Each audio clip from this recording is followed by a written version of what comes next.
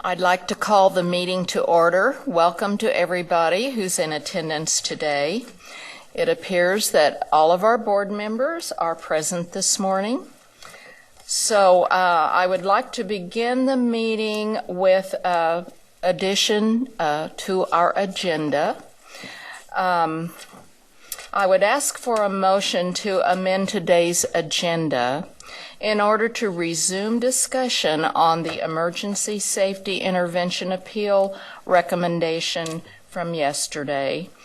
There were several board members who had indicated a desire to speak, and I didn't see that when I kind of concluded the discussion. So we are going to add that to our agenda, and it will be after the break. It would actually be item 7, and then all the other subsequent items would, the numerical order would go down 1.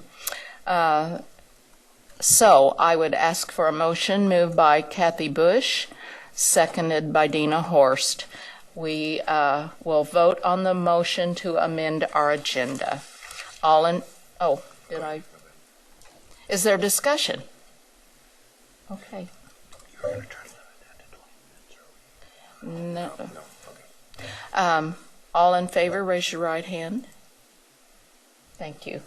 Sorry about my desire to keep our agenda on time yesterday, but that was my issue. Okay. So we will begin our meeting then with an assessment update, and we have Scott Smith with us, and he will introduce others that will help in the presentation.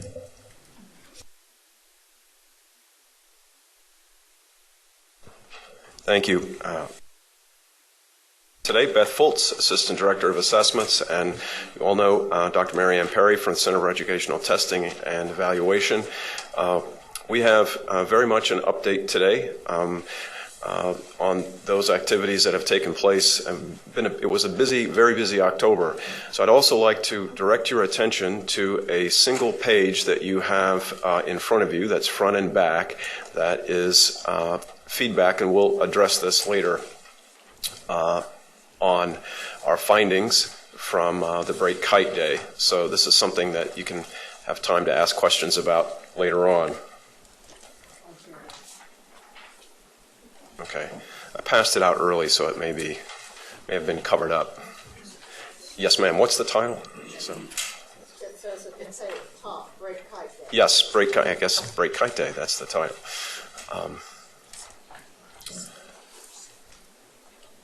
So to begin, October 20. This is a group that we. Actually, the membership of this group was something that we put in front of the board some time ago just to make you aware of our, actually I'm jumping ahead of myself, the assessment pre-conference, October 20. I know I saw a board member there, Mr. McNeese, very well attended. We had 760 educators registered for the assessment pre-conference. CETE played a very large role in terms of that presentation and the content covered. The topics covered: test security. We always do our test security training there. That's something that we document so that all of those in attendance can go back to their districts, testifying to the fact that they were exposed to all the best practices around test security. As I said, there was a CETE presentation, and then a new test coordinator's orientation, and a very lengthy question and answer session with CETE. You might imagine that 760 educators in a large room, lots of opportunity for question, and what we try to do is pass around the microphone and make certain that there's enough time for a full range of questions, from test coordinators who are brand new to very sophisticated questions from folks who have been there for some time, and we try to staff that in such a way that all of those questions can be addressed. So just a couple of hot topics that we're still trying to communicate about to the state. Human scoring of performance assessments, that is new and different, more importantly, I think, than what we've done in the past. Break Kite Day, which we'll talk about, the dynamic learning map assessment, and accommodations. So accommodations is something that very few changes, but it's always a part of any test development and State Department policy. So that's something that we're still messaging. This is where I was before. Also in October, moving back, October 16 and 17, the Technical Advisory Committee met. And this was the group that, 6 members? 6 members, national, actually international experts on assessments. They met at the ORIAD in Lawrence, and this was facilitated by CETE. And the topics that we covered, enhancements to the kite test engine, the field test design, adaptive designs, scale scores for new assessments, and standard setting methods. It's a very, very technical conversation, and there were presentations by those staff members at KU. And as I said, we're very, very fortunate to have such a high-profile, competent group of experts to come in and basically provide third-party quality control insights into our assessment design. So that took place October 16 and 17. Break Kite Day. And this is probably the bulk of what we're going to talk about today. It took place October 28, and it was exactly as we said. It was our attempt, statewide attempt, to break the system, to find out what's working well, what might need some assistance and some help. CET Help Desk logged all emails, phone calls related to Break Kite Day. Email traffic from the curriculum coordinators listserv was analyzed and summarized, and that's actually what you have in front of you. I have to stop here for a moment and mention Mary Matthew and George Abel from the Kansas Assessment Advisory Council and their help and assistance in working with the state to generate participation and understanding of just what we were trying to do. And in particular, Mary Matthew, who on her own, I think that's safe to say, on her own, went about helping us analyze and summarize all of the email that went across the curriculum coordinators listserv from the entire state. And you can imagine just how much work that entailed. And an initial, what you have in front of you is an initial stab at trying to group these comments into general headings. We have, and Marianne can maybe talk about this further, we have an additional analysis that we're going through right now, again facilitated by Mary Matthew and CETE, that's going to provide us with a greater level of detail of the kinds of issues that were taking place. But that's not something that we had ready that we could give to you today. But what you have, again, so this was a way to give you insight into exactly what kinds of things educators were saying on the listserv on that day. So again, the kite load, and this is the technical part that I'm going to turn over. Good morning. Thank you. So for me, Break Kite Day was a huge success. We had so many students testing, and we could actually watch and see how many students were testing at any particular second, and they were up around 14,000 were online at any one time, which is so much more than we had at any time during operational testing last year. So, and even just looking at the day as a whole, if we looked at any day during operational testing last year, we had the largest number was around 100,000. Break Kite Day, we had 137,510 online and testing. So we felt that it was a good representation of the biggest day we will see in operational testing this coming year. Biggest problem we had was first thing in the morning, which is good. We had reports of suddenly things not working, items weren't showing up, people couldn't log in, and we ran around and realized that there was an issue with caching on our side. So there were two elements from our test that were big and should have been cached by the CETE servers before they went out to reduce the load going to the schools, and they were not. So it was something we could fix very quickly, and so within 45 minutes, about 9:15, testing resumed as normal. As Scott mentioned, we are doing some follow-up data collection from folks in the field to try and identify what were the problems before 9:15 compared to after 9:15, because we know what we did wrong before 9:15. We want to know what happened after 9:15. So what did we learn?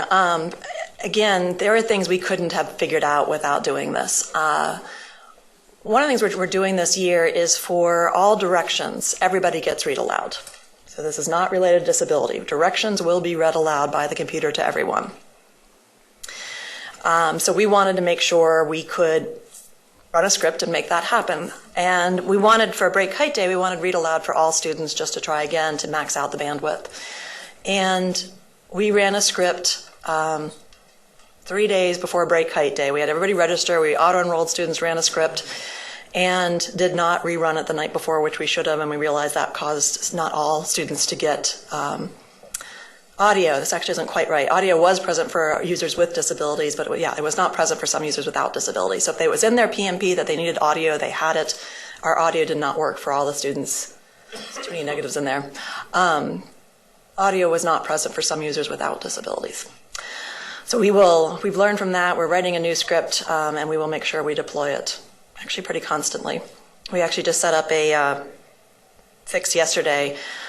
This year, what is different in how we enroll kids is that kids are enrolled through their PNP, so through their personal needs profile. Last year, it was all driven by the test records from KSDE. So this time, we actually have written a script so that anytime a teacher goes in and changes the PNP, the student is automatically re-enrolled in the test to make sure they get the accommodations they're entitled to. Another issue we had were with actually the ticketing system. So again, the auto-enrollment produces tickets, and approximately I believe it was 10,000 kids did not receive tickets, and it was bizarre. So like in one school, everybody got tickets except 7th graders. We don't know why. That is something we are still trying to figure out. We had some specific issues with the Chromebook. This year, or over the summer, our Agile Technology Solutions group worked through and developed applications to download onto iPad and onto Chromebook. So instead of going through a URL like they did last year, this year they have apps that they use. The apps are better because they allow for security. They can lock out the rest of the computer functionality while the student is testing. So the student can't go on the internet, they can't hover over a word to get the definition, things like that. Our app worked fine until Google pushed out a new update. And they did that just before Break Kite Day, and now our app has got a couple of things that need to be fixed. So that biggest lesson learned there is that we need to keep an eye on the Google updates, and we need to QC our system every single time they push out an update. Because the difference between Google and Microsoft or any of the others is, you know, if those of you who are on Windows, you get the question, do you want to upgrade? You don't get the question when you're on a Chromebook. They just push the upgrade through, whether you want it or not. So we need to keep an eye on that. That's on us. Schools. I got on one of the social media groups and got chatting with some of the district technology coordinators and got a lot of questions about, do I need a local caching server? So we came up with some rules and talked through it with some of the district technology coordinators and realized we really do need to have more of our buildings downloading the local caching server. It will work more smoothly in their schools with that. Just a quick note on that, we have an updated version right now, but we are adding 2 more features to it that we will then release a new version on February 6th. So hopefully that's plenty of time for people to download it and get it set up before the March 9th assessment window opening. But one of the things the LCS will do now is it will completely cache the entire assessment and responses. So if this is one of the redundancies I've mentioned before about our reaction to what happened last year with the DDoS attack, worst case scenario, we have a couple steps before this, but absolute worst case scenario, if the CETE servers go down completely and we can't bring them back up, schools can keep testing. They will get the feed from the LCS, and the LCS will store student responses until the feed is restored, and then it will upload everything. It does raise a few security issues, which we need to go over with our districts, but it is our final redundancy to make sure we do not have the problems from last year.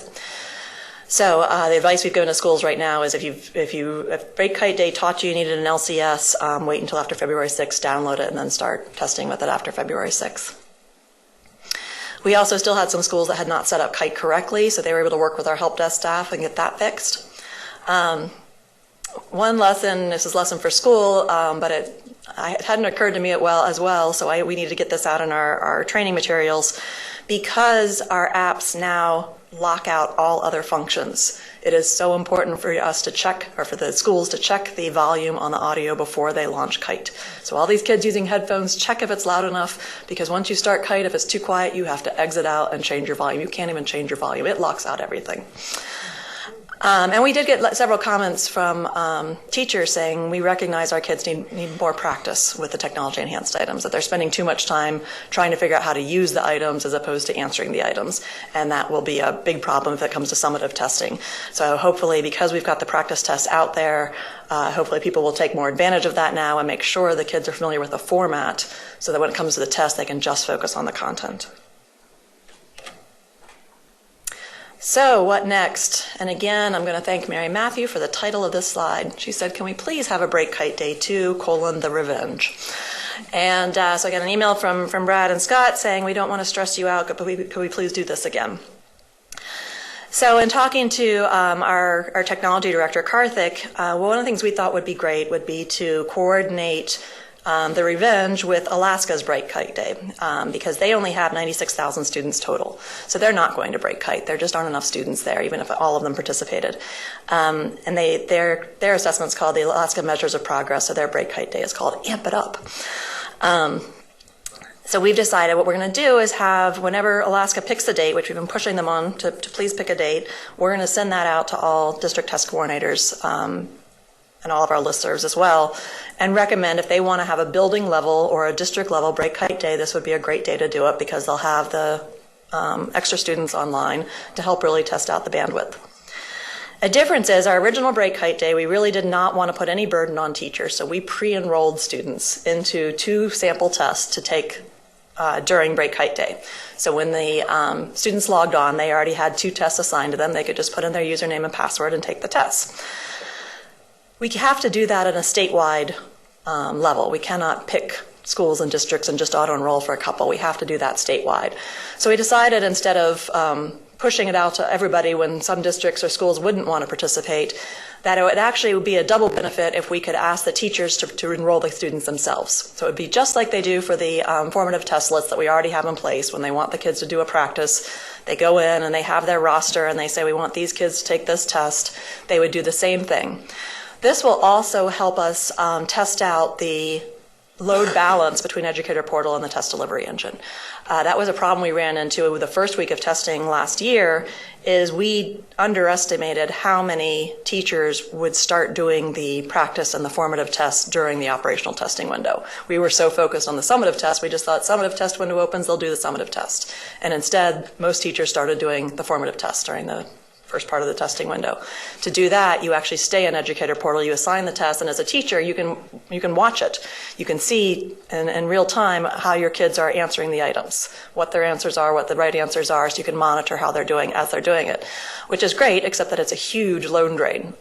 So those kids trying to take the summative assessment ran into all kinds of problems. So this will help us simulate that condition, where we've got people in Educator Portal giving these tests, watching to see how the kids do while other kids are trying to take a summative assessment. Again, it also allows decisions to be made at a district level, a building level, classroom level. They can decide how to handle this. And it will be done in a real-time testing situation, in the sense that all kids will get the accommodations that have been assigned to them. That's all we have.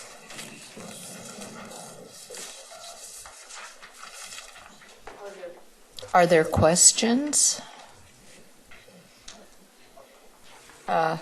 Sally Cobble, did you have a question?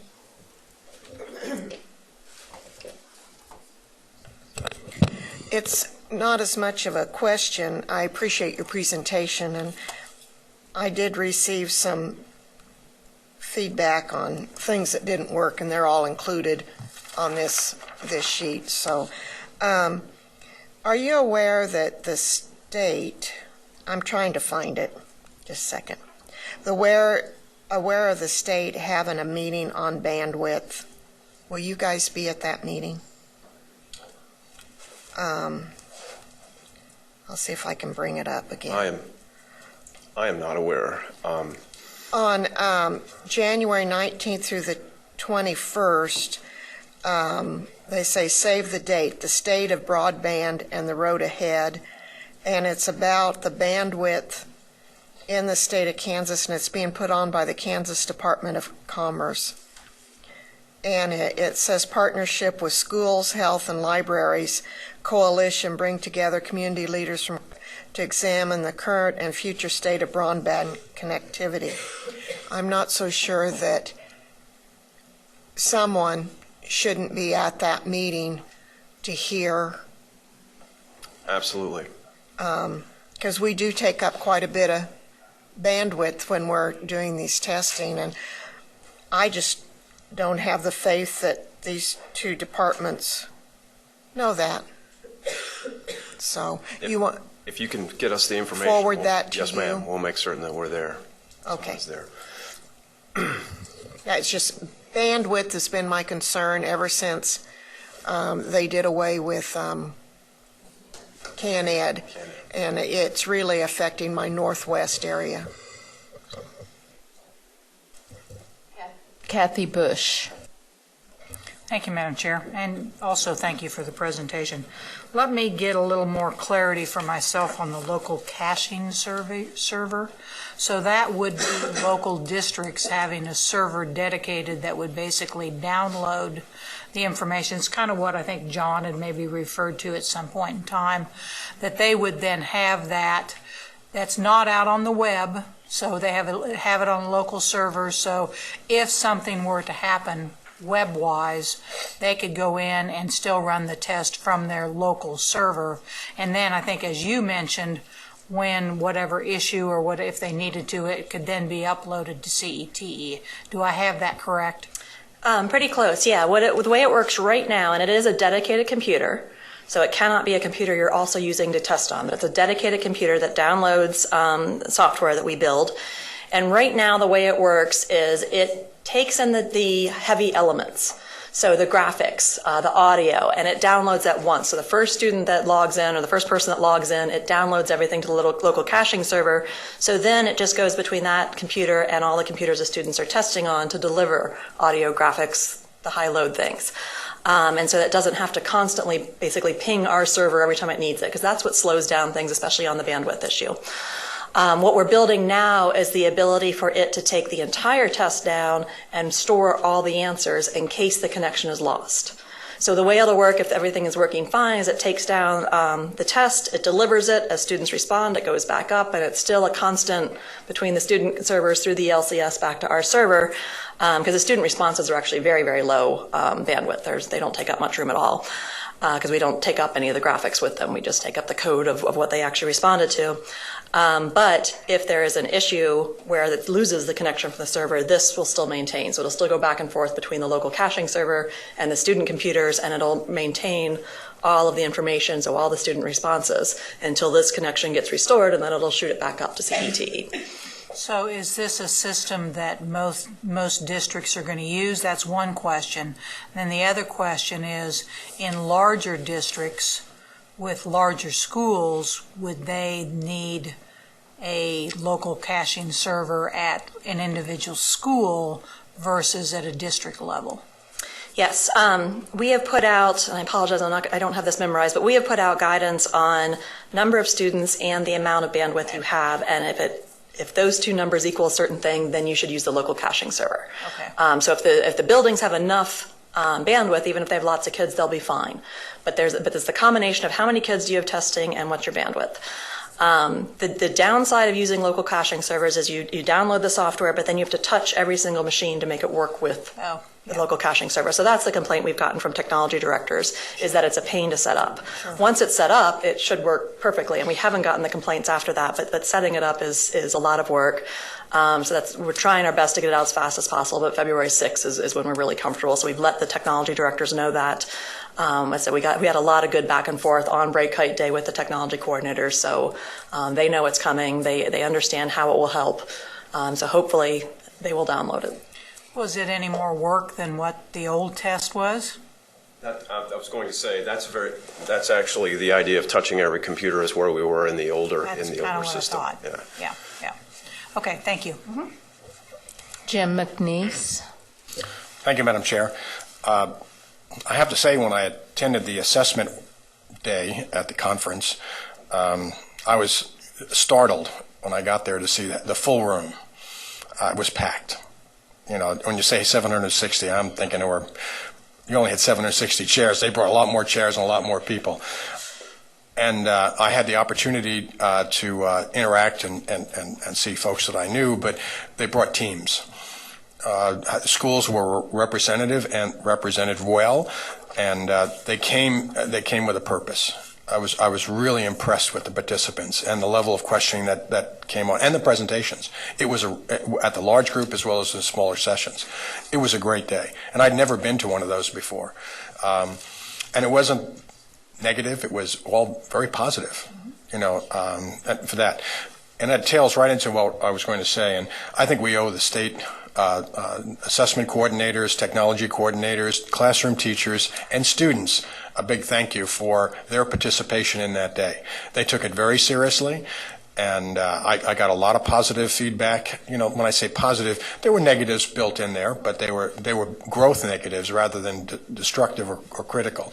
So, you know, to the students, to the teachers, you know, to the folks that organize these things, it went really well. We have a real strong culture of excellent people out in the field making these things happen. You guys are working behind the scenes hard, but they're working just as hard out in the field to make it work. So thank you to all those people out in the field for a successful Break Kite Day, and the revenge of Break Kite Day will be coming up. You'll have a lot of participants, I'm sure. So thank you very much to the field. Other questions? Well, thank you again. I think it was a very valuable exercise, and I'm glad you thought about doing it. So we'll be talking to you later, I'm sure. Our next item on the agenda is an update on a new pathway, the energy pathway that was just approved recently. And R.J. Drake is with us to introduce folks that he brought along to give us an overview of that.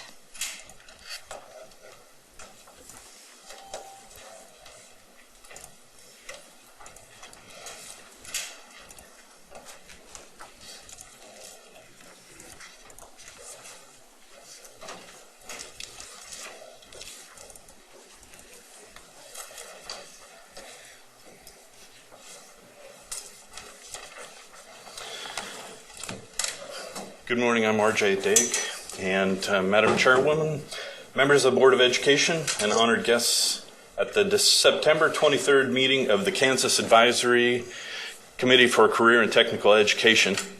The final revisions for the energy pathway implementation within the STEM career cluster were presented and endorsed. The pathway is a culmination of common efforts by energy, business and industry, community and technical colleges, workforce, commerce, and Kansas school districts interested in implementing educational opportunities to serve a high-wage, high-demand, high-skill industry vital to Kansas.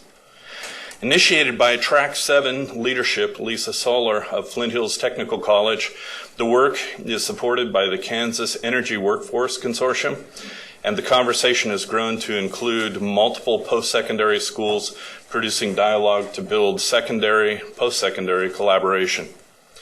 Key architects of this pathway have been Sarah Whitman and Gwen Weekly at KCP&L, Patrick Woods at Westar Energy, Ben Coltrane and Lisa Solar at Flint Hills Technical College, Bruce Graham at Cloud County Community College, Tina Grillo at Barton Community College, Eileen Caspers at Topeka Unified School District, and with significant support from their teams and peers.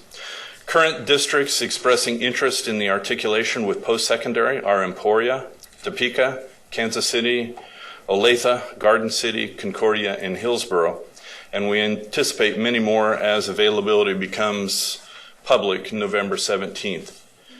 The pathway is a significant assurance to our future as an aging set of professionals prepares to leave a dynamic and essential industry due to promotion and retirement.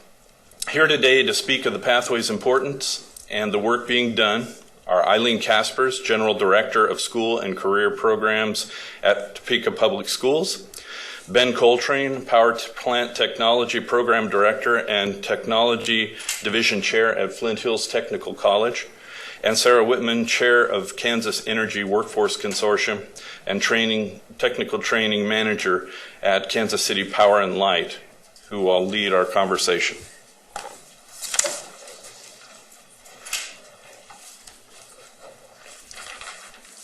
Madam Chair and members of the board, it's an extreme pleasure to be in front of you today, and I am so delighted to accept the invitation that Kansas Department of Education has afforded our sector by helping us to develop the energy career pathway in Kansas.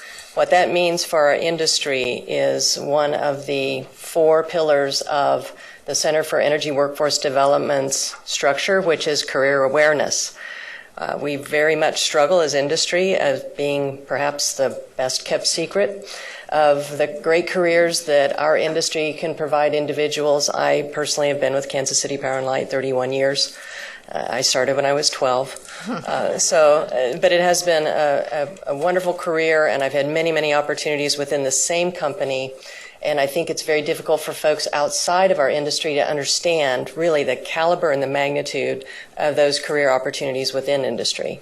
So the Kansas Energy Workforce Consortium launched in 2011, and it is truly a consortium of very strong, in fact, I'd say national leading partnerships, a new partnership model between industry, education, and government and workforce. So this pathway really represents a culmination of all that effort. The great benefit to students is that now they will have visibility and connection to our industry, but more importantly, because it's a statewide initiative, they will have better understanding of energy from an application standpoint. So even if they don't become part of our energy workforce for the future, perhaps they work in industry, an industrial sector, other than that, at manufacturing, advanced manufacturing or production facilities that utilize energy, they will have a much better understanding of what it means to be an efficient and effective energy consumer. Even if they don't work in large industry, they will be a better consumer overall of energy in the state of Kansas. So that includes electric and gas utilities and other energy providers. This pathway is critically important because of the statewide reach that it affords us. It is not unusual for industry to have a unique partnership with one school or 2 schools. But what we have done as a consortium is bring all of the energy providers together to drive toward credentials and competencies that work for all. So students that graduate with a certificate in the energy industry fundamentals, which is our first credential course to be approved, will be able to not only articulate to post-secondary partners that are already in place around the state, but they will be available if opportunities should arise with a municipality, a cooperative, or an investor-owned utility like Kansas City Power and Light. So it really speaks to the broad appeal, and I am very much looking forward to seeing the benefits of this early work. And I appreciate very much the support we've received from the Kansas Department of Education, specifically with Career and Technical Education, Jay Scott and R.J. Dake. Ben Coltrane represents Flint Hills Technical College, and they have been a champion partner since the inception of the Kansas Energy Workforce Development Consortium back in 2011. And Eileen represents a tremendous piece of the puzzle that wasn't actually in place for quite some time with our secondary partners who have students that are really interested in providing this curriculum to their students. So I appreciate the opportunity to be here. I appreciate very much the support we have received from the Kansas Department of Education, and appreciate your interest and future support of the pathway.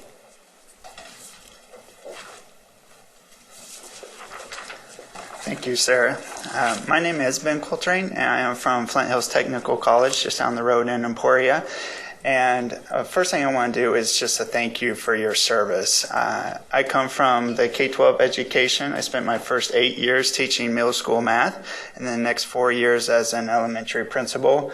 So especially the work the assessment committee is doing, as well as your service to the state, education is a passion of mine. And so going from preparing people to do anything they want to do in the world to at the technical college level, working with them 1 year and getting them into a career that can completely change their lives, and seeing that over my past 4 years with Flint Hills Tech College has been tremendous. And the opportunity here, I'll just echo everything that Sarah has said, is tremendous.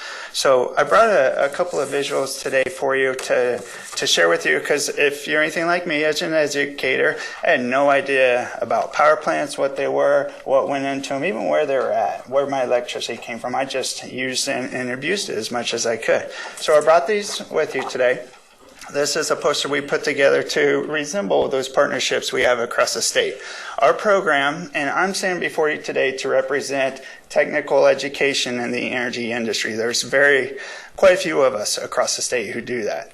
So we were created by Wolf Creek Nuclear Power Plant. They discovered about 12 years ago it was much less expensive for them to send applicants to our school to get the training, and then they could go apply at the plant, and they could start an apprenticeship. And it worked very, very well for them. We just awarded them with the Employer Engagement Initiative at the champion level. We have over 100 students that have been employed by them. They're currently on site working for Wolf Creek. That's about 10% or more of their workforce. And we've replicated that some other power plants across the state and even in Oklahoma. And so what we do is we prepare people to enter the entry level at the power plants. And our advisory board is made up of our partners down here that you can see. We have Wolf Creek, Westar, KCP&L. They're all instrumental in starting our program. And we've recently partnered with Sunflower out west and Kansas Municipal Utilities. And so that's our job, is we work with them. They share what they want people to know when they come and apply for those jobs, and then we prepare them to meet those things. And as an educator, what I did coming into the program recently is we actually went to the industry and said, what are the expectations that you have? What do you want people to know? In addition to the technical skills, they also ask for those soft skills or those professional skills.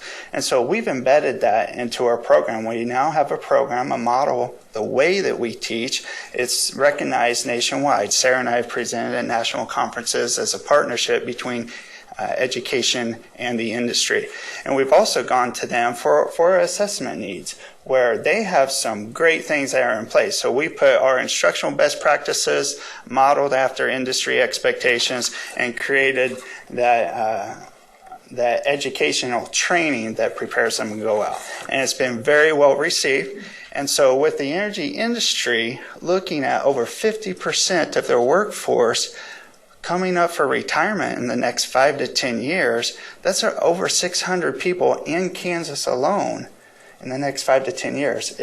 And we're the only power generation training program in the state. We couldn't even meet that need to do it. And so we have to go beyond traditional methods of getting people to come and work in the industry and go beyond that. And that's where the K-12 comes into place, because this is something that is a best kept secret. A lot of people don't know about. I didn't know about it as a math teacher, and I was always looking for applications for it. And we have to get this information out to the K-12 level.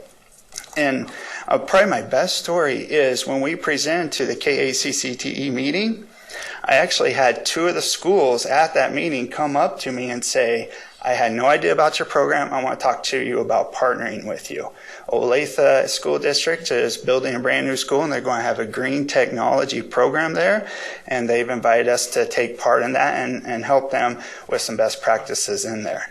We'll also talk to Hillsborough High School. They're coming up on Monday to visit with us about the program.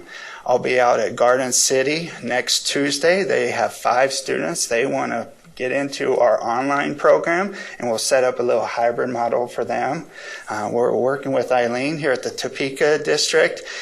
We've started an outreach site in Kansas City at KCK Community College, and they want to start a pilot school at one of their high schools, most likely Wyandotte High School, to where their students can transition a program. So everywhere we go, and once people hear about this, they're like, this is exactly what we're looking for. A high interest career for those students who like to work with their hands. They like to have interesting and challenging things to do, as well as the excellent pay and benefits working for a great company. That's why we're in this state, is everybody who starts working for a company stays with the company. It's a great place to work. And now they're all retiring at one point. So we have to go beyond our traditional methods to include the K-12 beyond what we've ever done before. And that's something I'm looking forward to working with Eileen on, as we have an outreach site here in Topeka in combination with Westar, and having something at the high school level to continue to bring them in. I'm looking forward to working with her on that. I'll let her share more about her.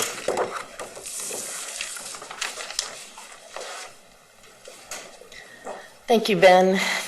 Good morning, and thank you for your support for this particular energy pathway. Again, I'm Eileen Caspers. I'm General Director of School and Career Programs at Topeka Public Schools. And Topeka Public Schools is very interested in this as a result of a bond issue that we recently passed for the development of the Topeka Center for Advanced Learning and Careers, and it focuses on juniors and seniors with project-based and professional learning-based curriculum. And that means that we partner with industry to co-teach, in a sense, and mentor our students in the curriculum. And we go much farther than the technical curriculum, but we're looking forward to the technical piece. But we have written into our curriculum the Energy Industry Fundamentals certification that was developed by the Center for Energy Workforce Consortium. That's a national curriculum. It is an industry certification that provides a broad base of energy information. So the students are going to become aware of the vast careers available in energy. With this, we're looking forward to college credit while they're in high school, so we can help advance their opportunities for post-secondary education. But that's only the tip of the iceberg. How do we get middle school and elementary students to become more aware of the career opportunities that are out there? So it's valuable to have a rigorous and relevant curriculum, not only for our high schools, but also into our middle school and our elementary. Hence, the STEM pathway is a solid fit for that. But it's certainly important to have a focus on energy because, as you heard Ben talk about, it's a kept secret. We don't need to have careers as kept secrets. We need to provide that information and that opportunity to the students and to the parents. In our partnership with Westar Energy, we take our parents along with career information nights. At the Highway 24 Trade Center recently, Westar had a corporate career fair, and we invited parents to that as well so they could see all the vast careers that are included with energy. There's marketing, there's stock brokerage, there's generation lines, there's technicians. I mean, the vast careers. I learned a great deal at that session. And so it was even a secret to me, but in order to get students interested in this as high school, we've got to filter down to the middle school and the elementary as well. So that's certainly another challenge beyond this. And as CEWC, the national organization, does have some elementary and middle school curriculum.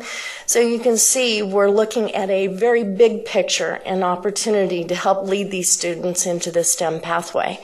Again, I thank you for your support. We look forward to grow this, to promote it, and provide opportunities for our students, our parents, and our communities. So thank you. Thank you. We have a few questions. Janet Waugh. Thank you, Madam Chair. First of all, wow. I think this is extremely exciting. What a great opportunity we're giving our students. And I guess I'm mostly excited about it because this personally impacts me. I have a grandson who has been fascinated by electricity since he was a little child. You know, we bought him cords for his birthday, believe it or not, you know, and he would go under Christmas trees to see how the wires went. You know, I mean, he's been fascinated. And I've always told my daughter she needs to push this and encourage his interest in this, and what an opportunity for my grandson, you know. So, and I can see so many children this being a great opportunity and a new exciting pathway, not only to have a decent career, but one that pays something, you know, and that's extremely exciting. But the only question I had, it was real simple. I didn't write it down exactly. What is the certificate called upon high school graduation? Could you tell me that again? It's Energy Industry Fundamentals. Okay, and they can get that upon high school graduation, Yes. right? Yes. Okay, thank you. That is currently not a certificate that is supported through Senate Bill 155. I hope through the Department of Labor and Department of Commerce, as they research and identify that as a high demand, high skill, high wage career, that could eventually be one. And that would certainly support our school districts as far as implementation of that certificate as well. Right, and so how many districts are the districts? I heard you mentioned several that are really interested in it. Are they kind of climbing on board right away, or how quickly will this be implemented statewide, shall we say? We had Westar come down to do their Electrify Your Future event in Emporia, and we partnered with them. We actually taught an electrical class all day long throughout the blocks. And 25 of those students came over to visit us, and Westar did their trades and crafts like we talked about. And we actually have one of those students who's going to start taking the EIF class this January as part of our online class. And then that's the discussion I'll have out at Garden City. Those students may start out taking this Energy Industry Fundamentals course. It's a 3-credit course, college credit. And as she said, it's currently not on the tiered funded piece, but we still put it out there as a very critical aspect to it. But then that's one piece of our technical certificate they can get in 1 year, and then they can achieve an associate degree. One example, we have a young man, we always have several each year, come up from Opie, Kansas. He comes up to our classroom in the morning, 8 to 12, and he takes all of our classes. So by the time he graduated as a senior, he has his technical certificate. He then took his gen eds, and just last week he took a placement test with Wolf Creek, and he'll have an interview with them 1 semester after he graduated high school. So those are some additional pieces. An EIF certificate is one of our stackable credentials, working towards a technical certificate and a full associate's degree that is encouraged by the industry. Well, once again, congratulations. This is very, very exciting for me. Thank you. Steve Roberts. Thank you. I'd be interested in knowing if there are any gatekeeping courses. Are there prerequisites, Algebra 2, physics? What is required as a prerequisite to get into your program? For us, we do not have any. We have the standard applications for students coming in where they take the Compass assessment. It's very similar to an ACT. And we have a cutoff score for that, but we do not have any prerequisite courses that they have to take. One interesting point to that is because of my background in working with the MTSS system at the K-12 level, we've implemented that at Flint Hills Tech College, and we have a student success center where our students will go to class in the morning, and then we have a team teacher who works with us, and if students cannot pass that entry-level assessment, their reading scores are too low or their math scores are too low, we'll set up an individual plan for them where they can get some assistance going through it. And we've had several students who weren't able to achieve that goals work with that team teacher, and they are being successful in our classes using the model that we partner with the industry on. For that as well. One of the things that we do in career and technical education, and hopefully I can bring this back to life, is we create programs of study. So we have a couple of pieces that are a part of that. One is a coherent view for what students have to learn. An additional thing is something that speaks on behalf of Kansas schools, and that is that in Kansas this year, we initiated a program called Launch. And Launch was in the United States. Kansas led most of the spring for the immediate signups for the STEM program called Launch. So you have schools out there who are doing a tremendous job engaging the new opportunities that exist. But here is part of what career and technical education offers. They offer a view of the things that are essential to make these things happen. If you take a look there, you'll see algebra.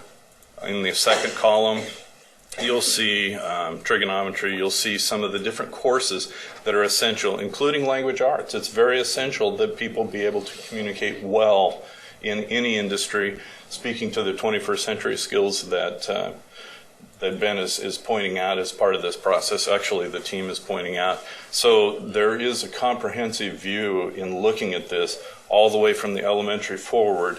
The formalization of the elementary is not a part of career and technical education immediately, but it is in fact something that we're working hard to develop.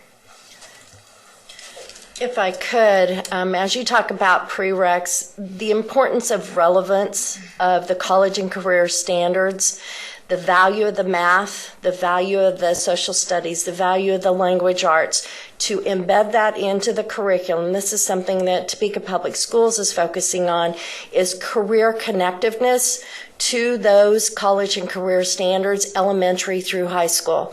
So it's not that you have to take a specialized course, but to embed it within the curriculum so they're learning about careers, they're learning about that application while they're learning the value of the math, the language arts, the science.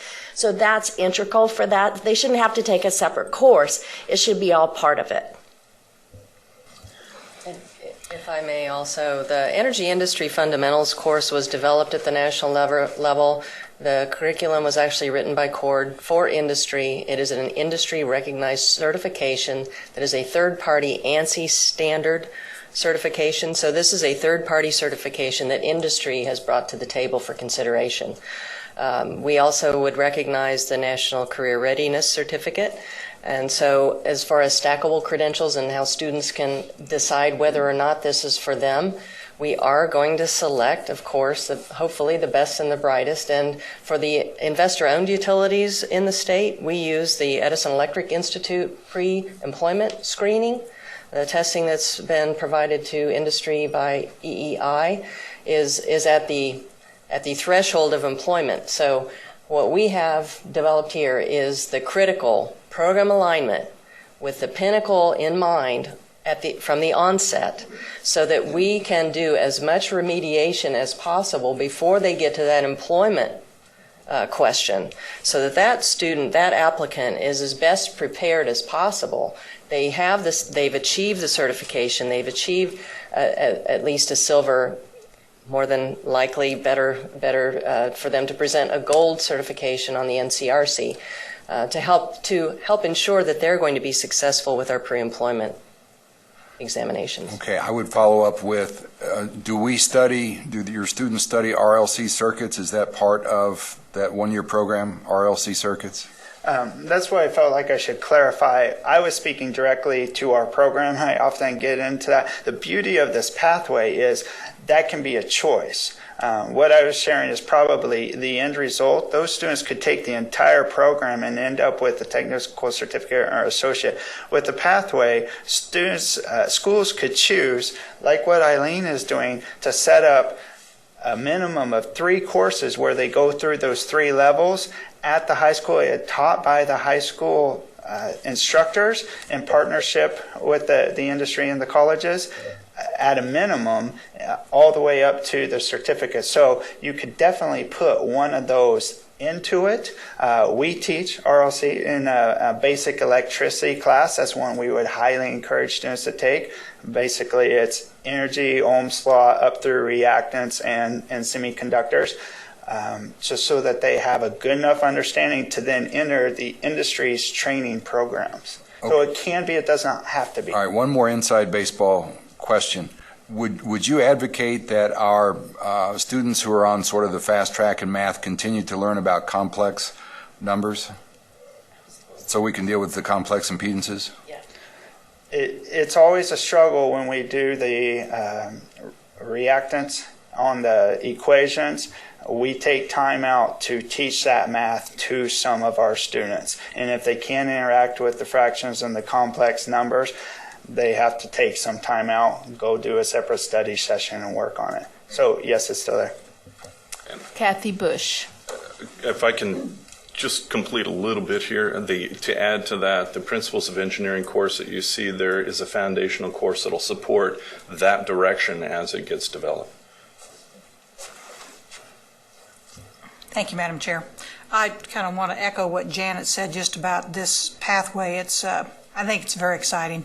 When you begin talking a little bit about the power plant technology coursework, and one of the things I wondered is if this included a broader group, and when I looked at this, it's not what you have up there right now, but it's what it's in my agenda, the career cluster design.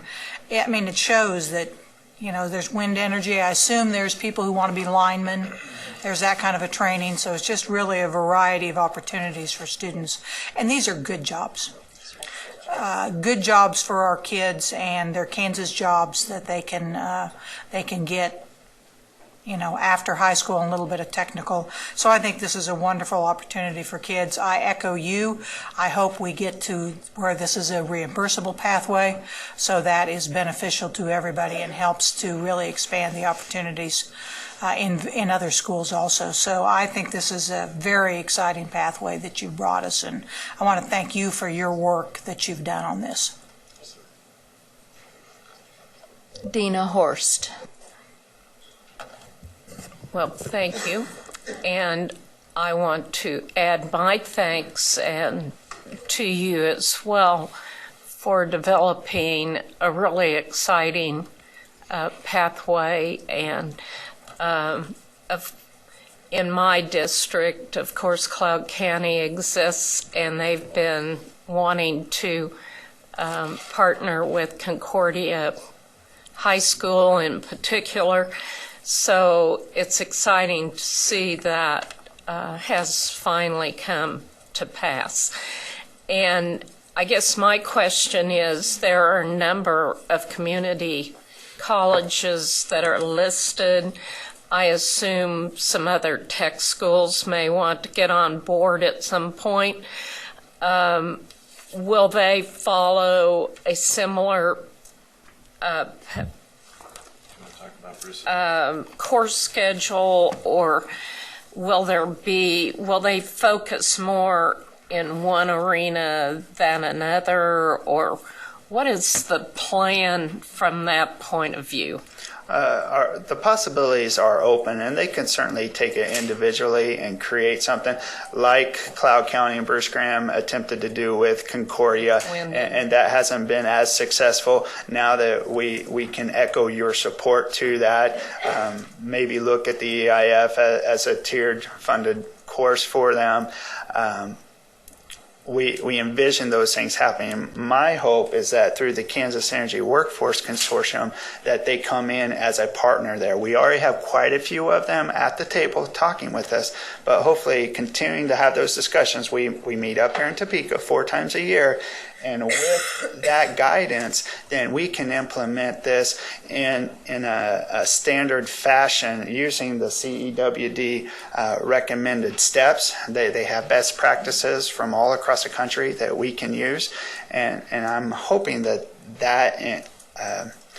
that happens so we don't have all these silos growing up of different ways we accomplish. They can do that, but we're hoping that this critical mass just continues to involve everyone. And we're actually having discussions about how we can continue to make that tighter and have energy training across the state that continues to come into that one central location. And I would throw in just a couple of pieces. Bruce Graham at Cloud was involved in a number of things. One of those things that he felt was very important was that we include materials science and engineering. So when you think about windmills and the repair of windmills, which he spends a lot of energy working with, one of those things is a good understanding of material science. So that course is in this pathway for that very reason. Instrumentation, the laser pieces, those are in those as comments that came from those other community colleges that may not be specific to generation, but who wanted to be at the table for this conversation.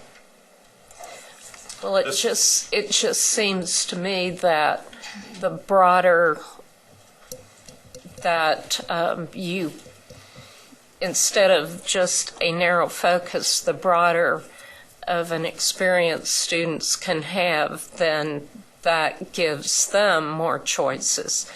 And so I think that's an important component, and I thank you for keeping it in kind of a broad sense, because I really think industry, once you have the job, there's probably some training there as well. So the specifics, the real narrow specifics may come once you have the position.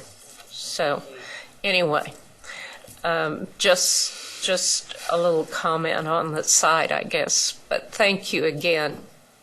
And thank you, Madam Chair. Jim McNeese. Thank you, Madam Chair. A couple of questions in curriculum. You seem to have piggybacked on a number of other programs that are already there, Project Lead the Way, and I see some little asterisks and stuff here. Principles of technology. My first question is that my old and dear and near from 20 years ago, Principles of Technology? Well, it's been updated quite a bit from the 20 years. But yes, indeed, it is. And you understand the significance. Actually, they don't use computers. And digital electronics as well. Well, Principles of Technology has a little check mark next to it. It says course is eligible for Regents qualified admissions. Yes. That's a message it sends to me that the others are not. That's correct. And why is that? Most career and technical education courses up until about a year or two ago were not part of the Regents qualified admissions as part of a formal natural sciences recognition. That has been changing, and we've been in dialogue for that. We're increasing those numbers as we illustrate, in fact, how all those pieces go together. Some courses, as you're well aware, in career and technical education are pieces where there are collaborations between multiple subjects, and getting those into a good illustration for a Board of Regents environment that is, say, math or natural science, physics, or something specific is a dialogue, and we need to make them feel comfortable with that Who are we making feel comfortable? Excuse me? Who are we making feel comfortable? The Regents? We're making the conversation comfortable. I would suggest at this point, these are great courses. There are courses in here that are way harder, if you want to use that. Superior in both a design and instructional application than the courses that many Regents qualified admissions courses are.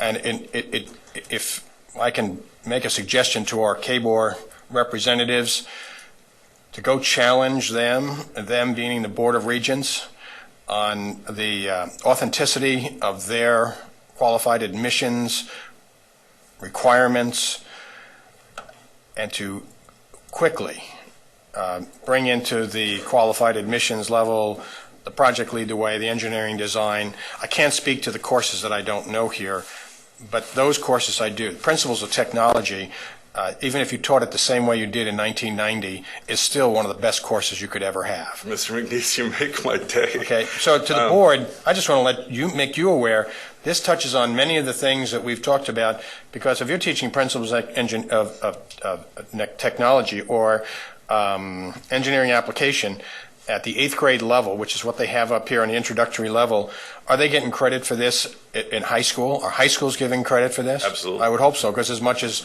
high schools want credit for college, at college levels, we should be doing it there. But that's that math again, that if you take Algebra 1 in the 8th grade, can you get credit in high school for Algebra 1?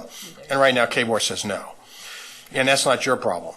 But when I look at this cluster here, there are some very, very challenging, excellent courses that cross disciplines that probably confuse the regions because they don't do that. That could be applied, and principles of engineering could be a math class. It could be an engineering class. It could be just a general science class.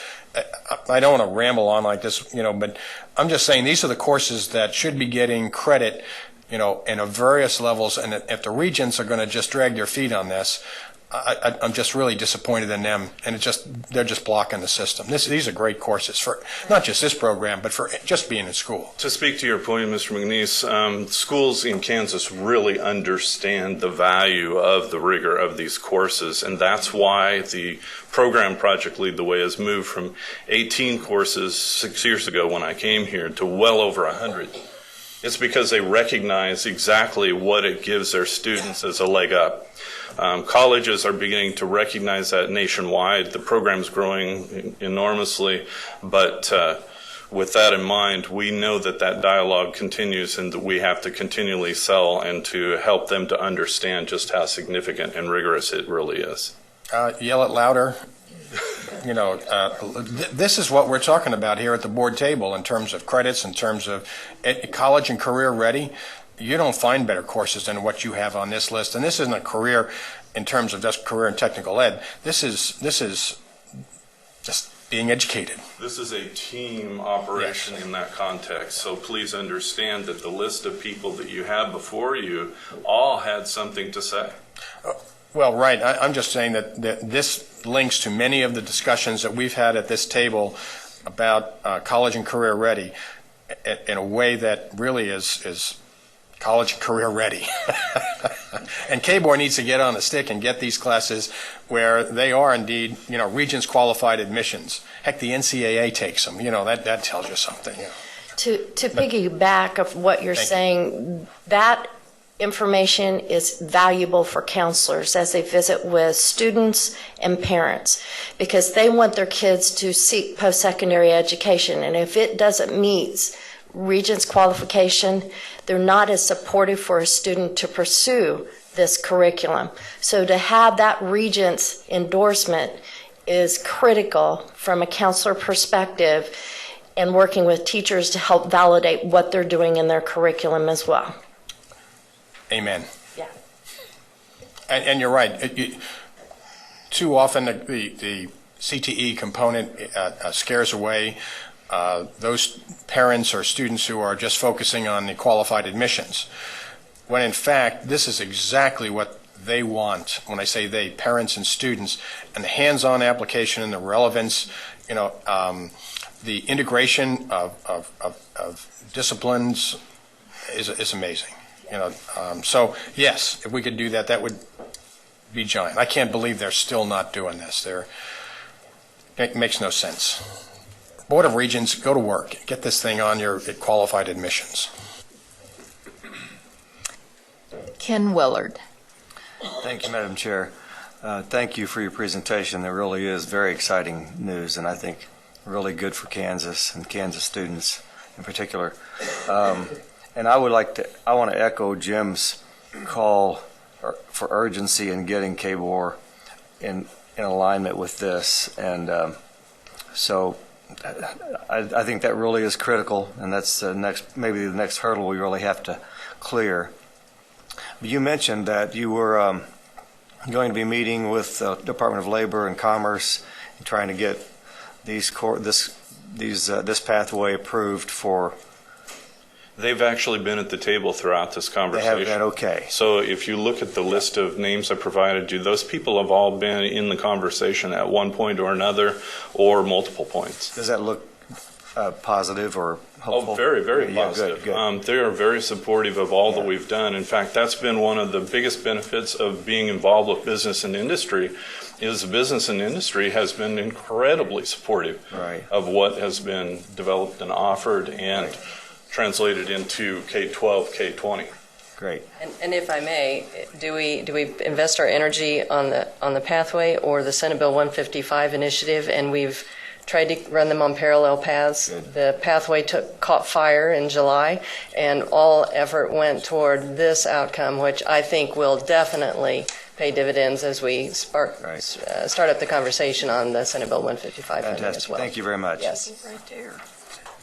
Dina, did you have another question? I actually have kind of a comment and a question. Something that I think happens within the regents that I've picked up from being on an alumni board is that there are times when all the math professors all meet, all the biology professors meet, et cetera, et cetera. And they have a lot to say about what's accepted and what isn't. So I'm wondering how many times tech colleges and community colleges are really at the table with them. And those folks can really take a look at what your course really consists of and the rigor that is needed to pass that course. Because I think sometimes many of the professors have been locked into what their past has been, and they're not kind of keeping up with what the rest of the education world has been doing. And I think that's a critical piece, that we can look at the regents themselves, but they get recommendations from those specific entities, whether something should be approved or not, or accepted. And so I don't want to let them off the hook, but I also want to maybe push a little further and say that KBOR needs to include all entities and have them at the table instead of a narrow group of folks. And that's just kind of a viewpoint that I've developed over the last few years after listening to some representatives from faculty representatives and what they had been doing. And so I kind of got the impression that they have a lot of input into what KBOR determines and decides. You may want to input the involvement of professors in your context. I could address that. Having gone to ESU and being trained as a teacher, getting to see the interactions between the professors. Stingers up. There you go. Their discussions, just a caveat before I address that, there's enough difficult discussions at the university level amongst themselves between pure mathematicians and those who do education in math. I've never seen a place where those really come together and they agree on what they teach. So in amongst themselves as a university, there's still a lot of disagreement there between the pure math and then what we should be educating at the K-12 level, what we're taught as educators to teach our students. But then this is a completely different level where we're doing all those applied mathematics. And every time I say the word applied, I'm told don't bring that up because that is a much lower level. Well, that's the change I had to do at the technical college because for the entrance exams to get into the industry, it is some of those application processes. You have to think quickly, you have to be able to do the mental math, and you have to apply it to real life situations. So I think you're completely correct. I think there are some things that we can bring to the table, and this board has already brought quite a bit of recognition to the onus of technical education as a critical point in Kansas. We would love to be at the table. So anything you can do to encourage that, and we can share that out. It's tough at the technical and community college level because there's so few of us. Right now at Flint Hills Tech, there is no full-time faculty member. It's adjunct instructors. I'm the only full-time faculty member that teaches general education classes at the college, and I do that in addition to the power plant instruction. So there's a lot of things that come in place with it, bringing all three components to it, but I think we can do a lot and continue stopping the pendulum that continues to swing and helping technical education still be a critical part and bringing back the emphasis I've always had in my class that the application of the math, if you can actually do it in a real life situation, that's the ultimate of what I want you to be able to do in addition to the theory. Might I just say that when the lights are out, we are applying mathematics to get the lights back on. Thank you. When we troubleshoot. We appreciate that. Carolyn Campbell. Thank you, ma'am. Well, I'm very thankful for this presentation because I've been very supportive of career and technical education over the years, and my concern had always been that I think sometimes, and I'm speaking from the school district that I represented, that we were not very good at advising our parents. Our parents need to understand what's the curriculum and what's available for them. So again, I'm sure now that we're doing a better job with our districts across the state, because a lot of young people are just lost that could have been focused on this. And then just a small thing, I see that I saw Jay Scott. I thought he left the district. Here it has Kansas Department of Commerce for Jay Scott and Mr. Dake. So you might want to. My apologies. That's okay. If this is distributed, elsewhere. Thank you for that correction. Well, as you can see, our board is very enthusiastic and supportive of this new pathway.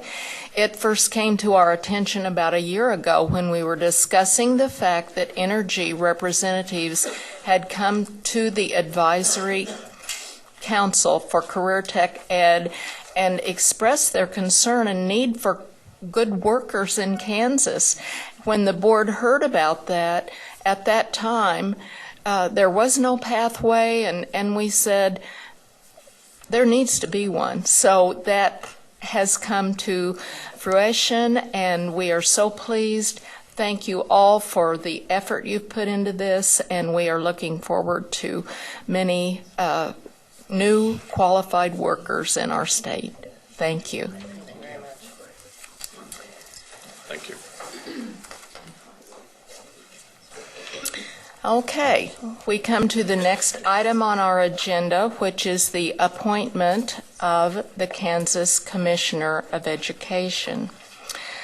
I would entertain a motion for the Kansas State Board of Education to appoint Randy Watson to the position of Commissioner of Education to serve the board and lead the State Board of Education with an effective start date and salary to be negotiated. Moved by Jim McNeese. Is there a second?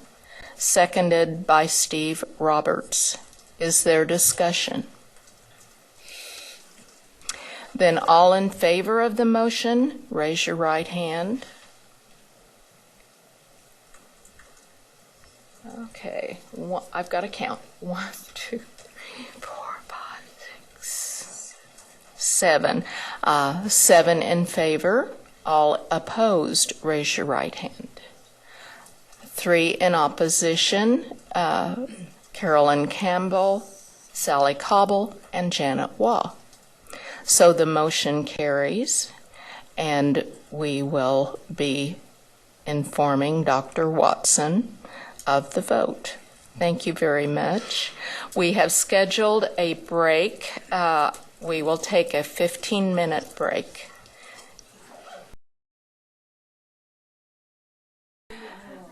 I believe our 15-minute break has stretched to even a little longer, so it's time to resume our meeting.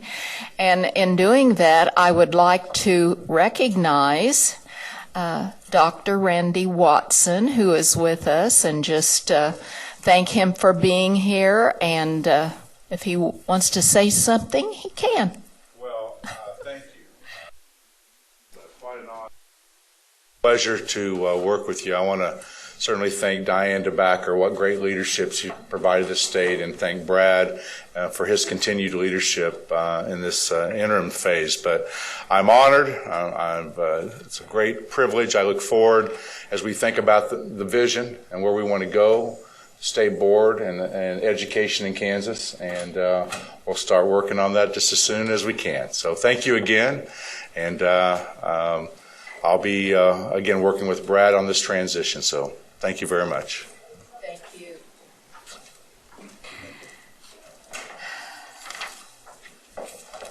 Well, gosh, I've got to get back to my agenda here.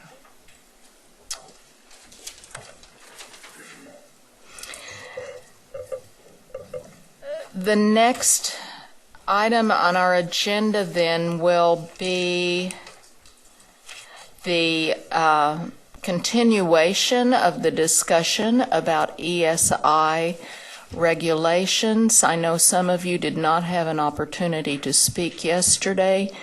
The issue we were discussing that got kind of sidetracked with various other things was the appeals process. So that's what we need to try to focus our discussion on today. So there were several, I've got to get my computer fired up here. There were several people who did have comments that were not able to voice them. So Steve Roberts. Thank you, Madam Chair, and I apologize for being not out of order, but out of sequence with this query. At some point yesterday, I was wondering if we have an appeal process for other issues, not necessarily ESI, but if we have an appeal process for folks to escalate something to our level if they're just dissatisfied with local decisions. That was my question.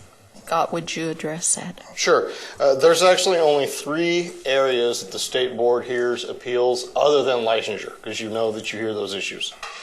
If there's land transfer disputes between school districts, if there is a petition, a contested petition to close a special education cooperative, that may result in a hearing, which I would tell you has not happened since I've been here. And the third, actually I think the licensure may be the third one. Pardon me. Child and adult care food programs, under the federal regulations, if there is a food service provider that gets audited and they find they didn't have the right paperwork or they didn't serve as many meals as they said they did, they get audited, they can appeal that audit, that goes to a hearing officer. That's it. Those are the only 3 areas that I'm aware of that any issue gets escalated to the state board to resolve. Sure. And the one we're most familiar with is the licensure because we have dealt with some of those Right. in the past. And to be honest, I wouldn't say that's necessarily an appeal to you because Okay. That is. that just directly comes to you. Okay. But that's still an issue that you go through hearings and you get recommendations. Okay. And this board actually votes. All right. Well, thanks for clarifying Sure. that. Sure. Janet Waugh. Thank you, Madam Chair. I was one of those on the list yesterday. My comment was, you had asked, what we would like for them to do. What I would like to suggest that happen is I would like to suggest that they go through, Colleen and the committee, or whomever is working on this, go through the comments, the reports, all the things that we received yesterday, regarding concerns, and come back and see if they make any additional changes to their recommendations based upon what was said, what was presented to us. Or would they still remain where they were? I mean, I'd like to see them respond, shall I say, to some of these. And as far as some of those are concerned, I guess I really feel pretty strongly on local control. So I'm having a real battle with this because local districts, when I was on the local board, we made a lot of decisions like on expulsion, and we would get appeals on those occasionally, And the next step, sometimes when we start getting appeals processes, we need to be very cautious because we start opening Pandora's box. And I receive phone calls all the time about certain things that happen in schools, and particularly with suspension, expulsion, all those things, and they want the state board to come in and resolve it, or with individual teacher issues even, that within the district. So I guess I just urge caution when we do things like this because I'm a strong advocate of local control, and I think that if people are not satisfied with local control, there are other avenues they can pursue. Like, for instance, CPS. Doesn't cost them, they don't have to hire an attorney if they want to go to CPS if they feel that the child has been abused in any way through an intervention process. I think CPS can get in there, am I correct? Yes. Couldn't they go to CPS if they felt the child had been abused? DCF or CPS? Well, what is it called? I was CPS. You're thinking CPS is Child Protective Services. That's what I thought. Okay. It's the Department for Children and Families, formerly SRS. They investigate allegations of child abuse, and what I'll tell you is, yes, we actually have 2 pending complaints against teachers' license based on allegations that they were physically inappropriate with a student. Basically, they beat them in school or abused them, whatever you want to say. And they were substantiated by DCF, so now we're going after their teaching license as a result. One of them, that information came to us from the school district. The other information came from parents that contacted us and asked us to investigate it. So yes, I do believe that is a venue that parents can look into when there's allegations of physical inappropriateness, if that's that would not only be true for special ed students, for all students. That's right. Correct. Okay, anyway, that's just what my suggestion and concerns are. Thank you. And just as a reminder, our current ESI regulations do apply to all students. Okay. Sally Cobble. Thank you, Madam President. The hearing officer at the local level, when the local board brings in a hearing officer at that stage, is that an outside person or do they use somebody within the district for that? The regulation does not require that they have a specific hearing officer for the local board decision. That's kind of how they decide. Now, the local school may decide we're going to hire an outside attorney or an investigator or someone to do this work for us. They may do that. It's not mandated in the regulation that they have a hearing officer at that level. It may just be the local board, the local school board has the superintendent look into it. Madam Chairman, I'd recommend that on our next agenda for next month that we seem to be all over the place on this issue. And I'd like to have us put on the agenda. I think one issue is after we have been given all the information that we have received, do we want an appeal process? And then the second thing is, if we do want appeal process, I think we need to give the department a little more direction, like Janet said. But I think the first thing is we need to know whether we, after we've received everything, if we still want one. So I would recommend that we put it on the agenda that way next month. Also, Peggy, were you able to get that one letter of mine copied? Do I have them? I'll be sending around to you just so that you receive the same thing that I have from a special ed district that she sent me a letter. And this is just so that you all have the same thing, the same information I do. That's all. Thank you. Dina Horst. Thank you. I guess one of my concerns is that we are establishing an appeal process that does give a voice to parents who perhaps feel that they have not been heard. But after that, it may be remanded back to what the district has decided, and or back to the district. And so it seems like it's a step in the process that, other than giving a voice to a family that may feel like no one listened,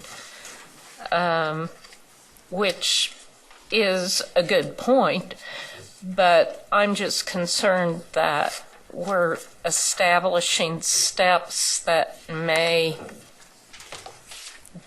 there's nothing we can constitutionally deal with.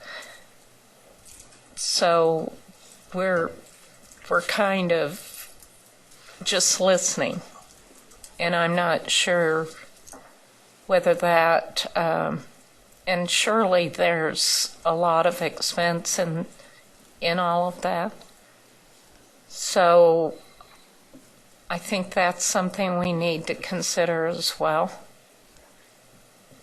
Am I reading it incorrectly, that other than the fact that we may find that there's something that the district didn't do that is in the regulations, but after that, if we find that they didn't do what's in our regulations, then what? Because you're still with local control. So am I reading that or thinking and missing something I in the think you're process? correct, and that's probably the intent of the way the administrative review is written. I would suggest that there is value to issues coming before the State Board of Education, and just putting the local schools on notice that the State Board is watching may in and of itself be sufficient to take care of any concerns there may be with a local district. That's pretty much how you control or have everything done in the state, is the State Board is watching this, this is what we expect you to do, you're empowered to do it, so go do it. That's, by and large, that's how most of your actions are enforced. So I think there is probably some value in and of itself that you're listening and that you are made aware of what the local schools are doing. As far as the expense, yeah, it's going to be additional work that staff will take on. And I haven't heard anything about new staff being hired just for this process, but it's another task we'll take on. And that is part of my my thought is that there might need to be someone specifically hired for that specific purpose.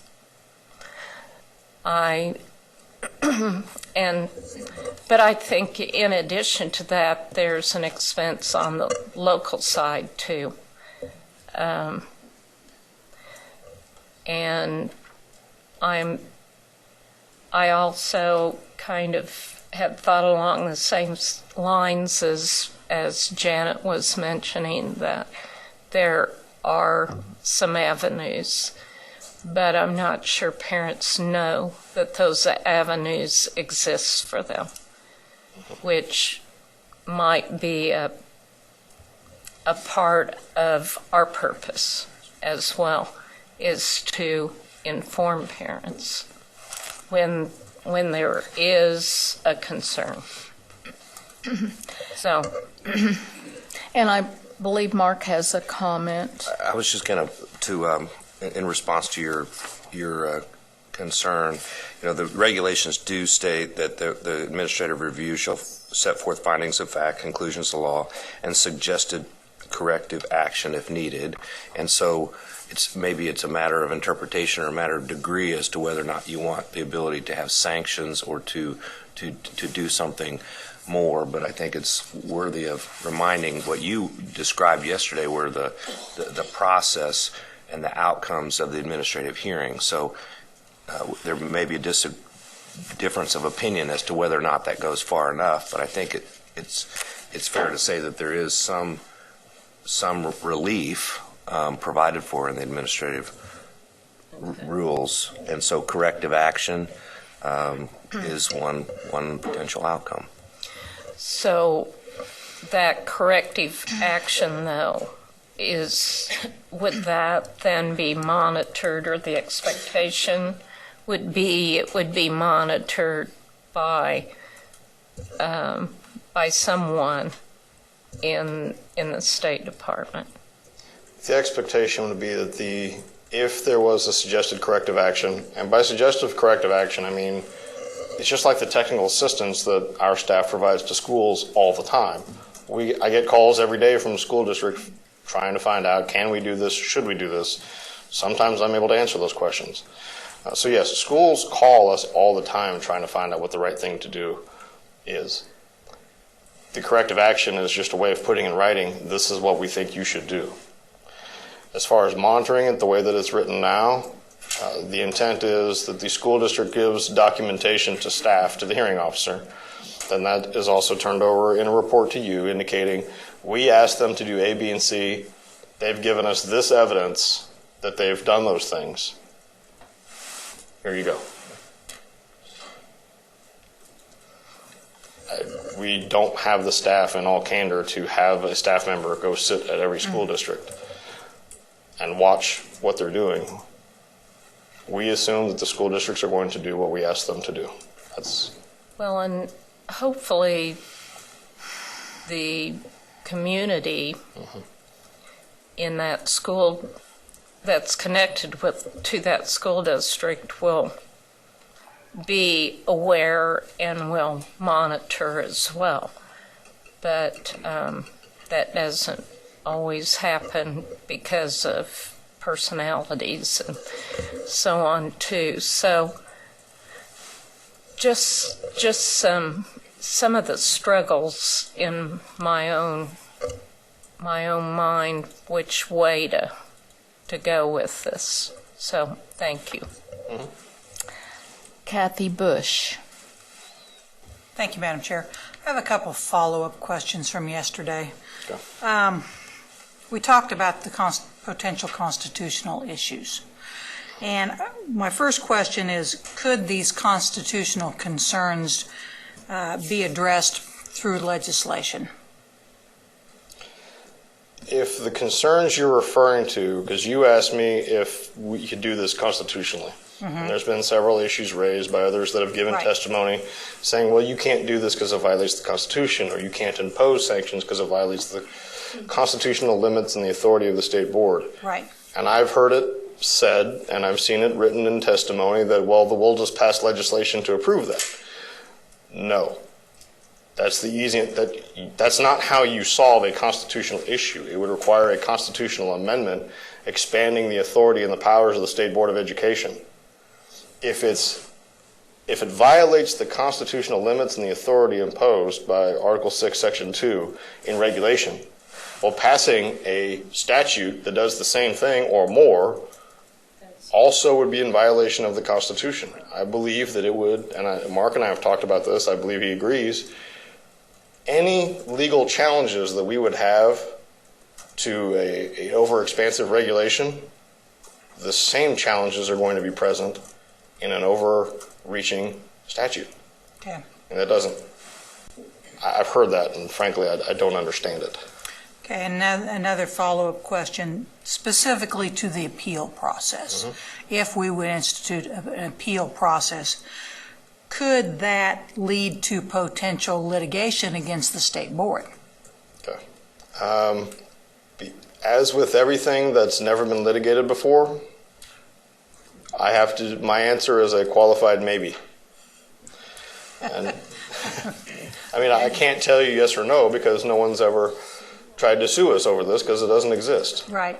But there is the Kansas Judicial Review Act, which does govern and set up guidelines, if you will, for a district court and an appellate court to review the final actions of a state agency. Mm-hmm. You're a state agency. The question as to whether or not the recommendations of a hearing officer would constitute any kind of final action by a state agency, that's a question of fact that I don't know. Okay. There's that potential. Yeah. I think there are certainly some very good arguments against that applying. Mm-hmm. And there's some case law and some attorney general opinions that support that, but there's also some that support that it may be a final decision. Mm-hmm. That's about as good of an answer as I can give you. There is the potential because you're getting the agency involved in something it's never done before. Okay. And Mark? Sorry. Just to build on that, I would say as counsel to the board, we would defend that and we would object and argue that that is not an appealable issue to the district court. But like Scott said, it is a risk and one that we've identified as a potential, which is why we've drawn some limits in terms of the authority of the board and the outcomes of the hearing officer to minimize that risk to the extent possible, so that you're not embroiled in litigation. And now that's just to further dive below that is that you have the review of agency action, which is an appellate appeal to the district court, and then you have private right of action. And we've clearly excluded a private right of action, meaning that an aggrieved party could sue the board directly, and we're of the opinion that this does not provide a private right of action by somebody, but it could be potentially interpreted as a decision of the board that then could be appealed to the district court, and we would defend against that position, but it does provide that potential legal additional risk to the board. Okay. And I'm also, as Janet mentioned, she's conflicted about this because with local control, I mean, I am too. I can certainly understand where there's some needs at times, and people can report cases of suspected abuse to DCF. They also would have the right to appeal or to file something with a district court in and on their own, would they not? An aggrieved party could probably file civil suit. I don't know how successful it would be. But, Right. I know of no reason why they couldn't. So there is potential for legal action on their part. Teachers and school staff are somewhat protected under the law because they are official employees. Right. The short answer, again, is probably. I don't know why they couldn't. Right. But again. Kind of a gray area. Yeah. Right. Okay. Thank you.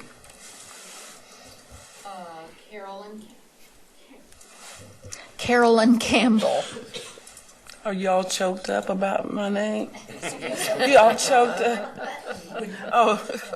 It's so beautiful. Well, I'm so tired of this. I'm just being honest. Because I feel sort of guilty that I sort of started this, in as much as it was the case that I was upset about with the parent. But anywho, one of the things that, and my name wasn't on there yesterday, but anyway, okay.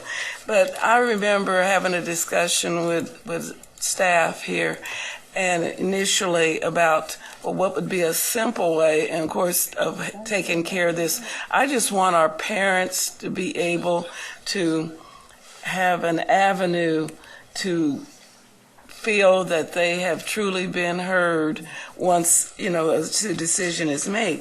And I remember suggesting, well, why couldn't we get a copy of the policies?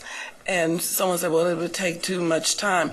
Well, I don't quite understand that, because I think, why couldn't we ask the districts to send, and we talked about this yesterday, I realized, but just check off, that, okay, these have one. And I think that would, if there is a district, which I think probably all of our districts do have a policy of some kind, but this would give them the momentum to get one.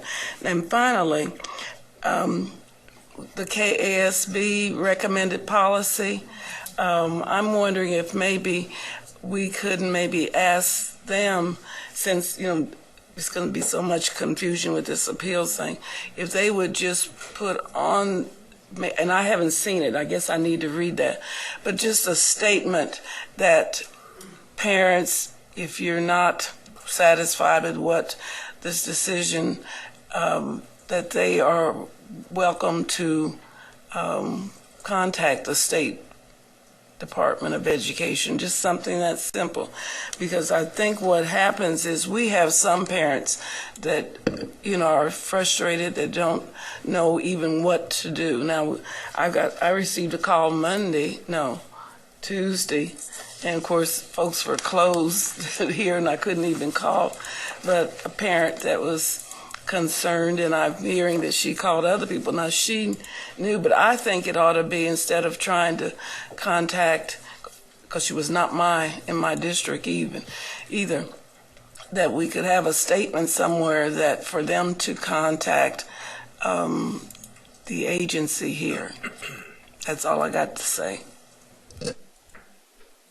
Thank you. Now, are there other comments or recommendations? Ken Willard. Thank you, Madam Chair. I think that I am possibly responsible for pushing this to the point that it is, and in my belief, or my desire to strengthen our hand as advocates for students and parents in difficult situations. But I think as I thought about this last night, it's pretty clear to me that I'm more concerned about it, or more concerned about taking another step than maybe others are. And I really think that there would be little value in bringing this back again to review and tweak. I felt like, and I tried to make clear yesterday, that I thought having a uniform standard would do that, strengthen our hand as an advocate for parents and students. But I think I may be the only one who really feels that way, and I certainly don't want to belabor it. So I'm certainly willing to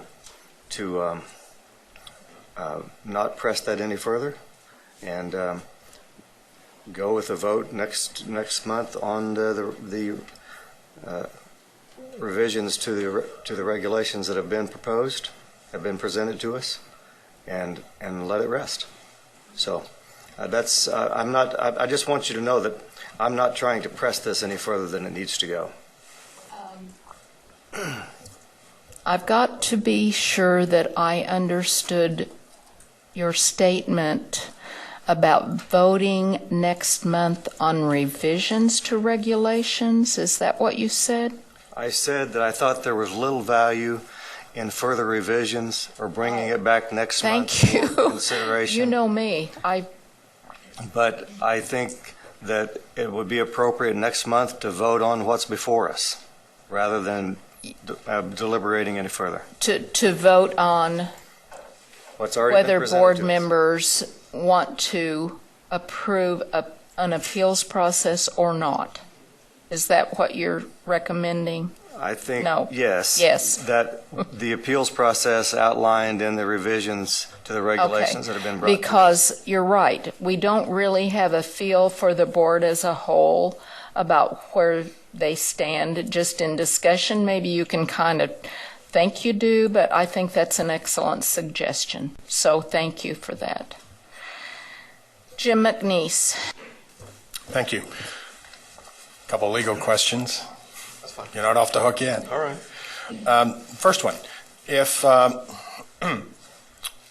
I don't know the name of the law that you just stated about, the protections of filing suit, but it was my understanding that if there was a policy and you failed, or you knew the policy and you broke the policy, and in this case caused harm to a student, in the ESI regulations, and then you were not protected by the law you just quoted. Mm-hmm. Is that correct? To an extent, yes. Everything's to an extent with a lawyer. If you are acting outside of the scope of your employment and you create a tort, you may not be protected under the Kansas Tort Claims Act. There you go. And so if a parent had an issue, and the board and that local board mm-hmm. followed the regulations that we have established, and they themselves established the policy, did the training, and then harm was caused, mm-hmm. By not following that policy, that teacher or para or whoever could be held for damages. If, for example, you're a basketball coach and you've been trained, you're not supposed to punch your students or your players in the face, but then, and right. that's part of the policy, and then after practice sometime you go and start punching them in the face, you're probably not going to be protected. Right. You probably will not have immunity. Right, exactly. So there is a recourse there. I believe so. Okay. Second, it was just brought up, you brought up, and I have a question about it, the issue under Article 6, mm-hmm. The question of constitutionality that we have. Can the legislature, in their wisdom, say we're going to make this and then you're going to do it? Can they add duties to us and, and responsibilities, like that? I mean, that's what they're going to tend to do. I mean, I'm just asking a question before they do it. That's a very dangerous question for me to try to answer. Oh, good. I think that there is a good argument that they should not do that. I agree, mm-hmm. But can they? And that's where the lawyers come in, because one lawyer say yes and one lawyer say no. But they get into perilous territory on that as well. Well, but they can do it. Yeah. Sorry, I shouldn't interrupt you. But they can do it. I would point out, looking at the most recent legislation that's been approved since I've been here, because I tried looking at the history. Sure. I didn't find a single bill that at the bottom of it didn't say the State Board of Education shall adopt rules and regulations to enforce and incorporate this new law. The licensing laws that they just passed. They passed the law, but you all still had to enact the regulations to enact it. Sure. The anti-bullying statute. They passed the statute, but you all still had to enact the regulation to make it become law. So I don't know of any attempts they've made. Mark can correct me, but everyone that I've seen and reviewed, there's a provision in there that they kind of defer and they understand, here's what we want the board to do, now go do it. Well, they could say like have an appeals process. Right. Okay. They could specify in there certain conditions. And I don't want to be argumentative. Sure. I'm just, because the legislature, could indeed, if has been spoken, mm-hmm. About, move on this. Mm-hmm. And I just want to know clearly where we stand. and it doesn't sound like we clearly stand anywhere. That's okay. I'm not looking for you to respond. Sure. Okay, thank you. Yeah, sorry. John Bacon. Thank you. I don't know if I can add anything to this or not, but I am in favor of an appeals process, and I thought that that's been communicated several times. So I'm not sure, and I was frustrated with the information that staff was bringing forward up to this last attempt. I think this was the closest that I've seen staff come to what I thought we were suggesting as far as an appeal process. However, I thought that, Jim, you made good observations yesterday about the gotcha kind of things that seemed to appear in what you brought forward, being the when it says supporting facts that need to be brought forward from the parents that are bringing the complaint. You didn't just leave it at that. You said all supporting facts, which I think leaves, it's kind of a gotcha. If they left a fact out, is it a valid appeal or not? And then when you put in there specific things like has to be legible and typed, I know those are legalese, which I don't really think we need to go there because to me, that's kind of a gotcha thing again. So I agreed wholeheartedly with what Jim brought forward in saying, we really want to be helpful. If you've got a parent that's struggling out there that may not have the capacity, to dot all your T's and or dot your I's and cross your T's, we can be helpful in that regard. So, and then the other part that I thought was a little bit weak was the very last, and Ken brought it up just briefly, the very last part of that regulation. It just kind of leaves it hanging. If you don't abide by what we have issued as a reference, whatever we've said that you have to do at the end of this appeal, you have to report back to us, and then period. That's all it says. And I thought that was really weak. So if we want to have some, I don't know if there's, if we could suggest that there may be sanctions or some suggestion at the end that there may be penalties if you don't adhere with whatever decisions made in the appeal process.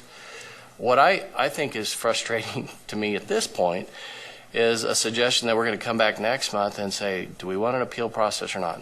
No disrespect, Sally. I just think that we're way beyond that at this point. So I think that we're close. What I would like to see is maybe, I don't know if Jim would be willing to, because I liked your suggestions, I think we're close. If a couple of those things were incorporated into something that was brought forward next month, I think it's ready to be a decision at that point. So that's just... John, maybe I didn't articulate what I meant. I felt like next month we should vote on whether or not to approve the appeals process that's been brought to us, not just, start from square one again. I think that's okay, but the part that worries me is that we've given direction several times to staff, and it just doesn't seem like the direction that I'm hearing is brought back to us. Well, and so I'm not sure who they're listening to, but I'm not feeling that we're getting close. So I don't know if I don't want to come up next month and feel like we've got to try to write this law on the fly. So exactly. But the idea of sanctions, I'm not sure that all board members, there's a uniform feeling about that. I think, okay. I would agree with that, and I think that there was some hesitancy on that. Mm-hmm. That could be something that could be a proposal to amend, and if it doesn't, that's not writing everything, on the fly. But something like that may be suggested language, and if they're not comfortable with that language, then we could just amend it, strike it, and move forward. Appreciate your suggestions. Thank you. And Colleen, you've heard the discussion about possible tweaks. So, as I understand it, this will be on our agenda next month as an action item. We have discussed it and reviewed it and come back and discussed it and reviewed again. So I think we're all ready to make a decision and move forward next month. Is that a clear statement of where we are? Okay, thank you.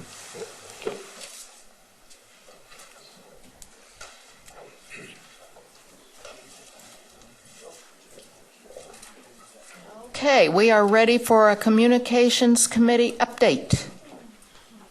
Jim McNeese, Sally Cobble, are you going to? Jim is going to do it. Okay. This is really hard to turn around. I can't see you guys. We need to have the TV on so I can make sure you're really here. You probably feel the same way about us over on the other side. Well, thank you very much.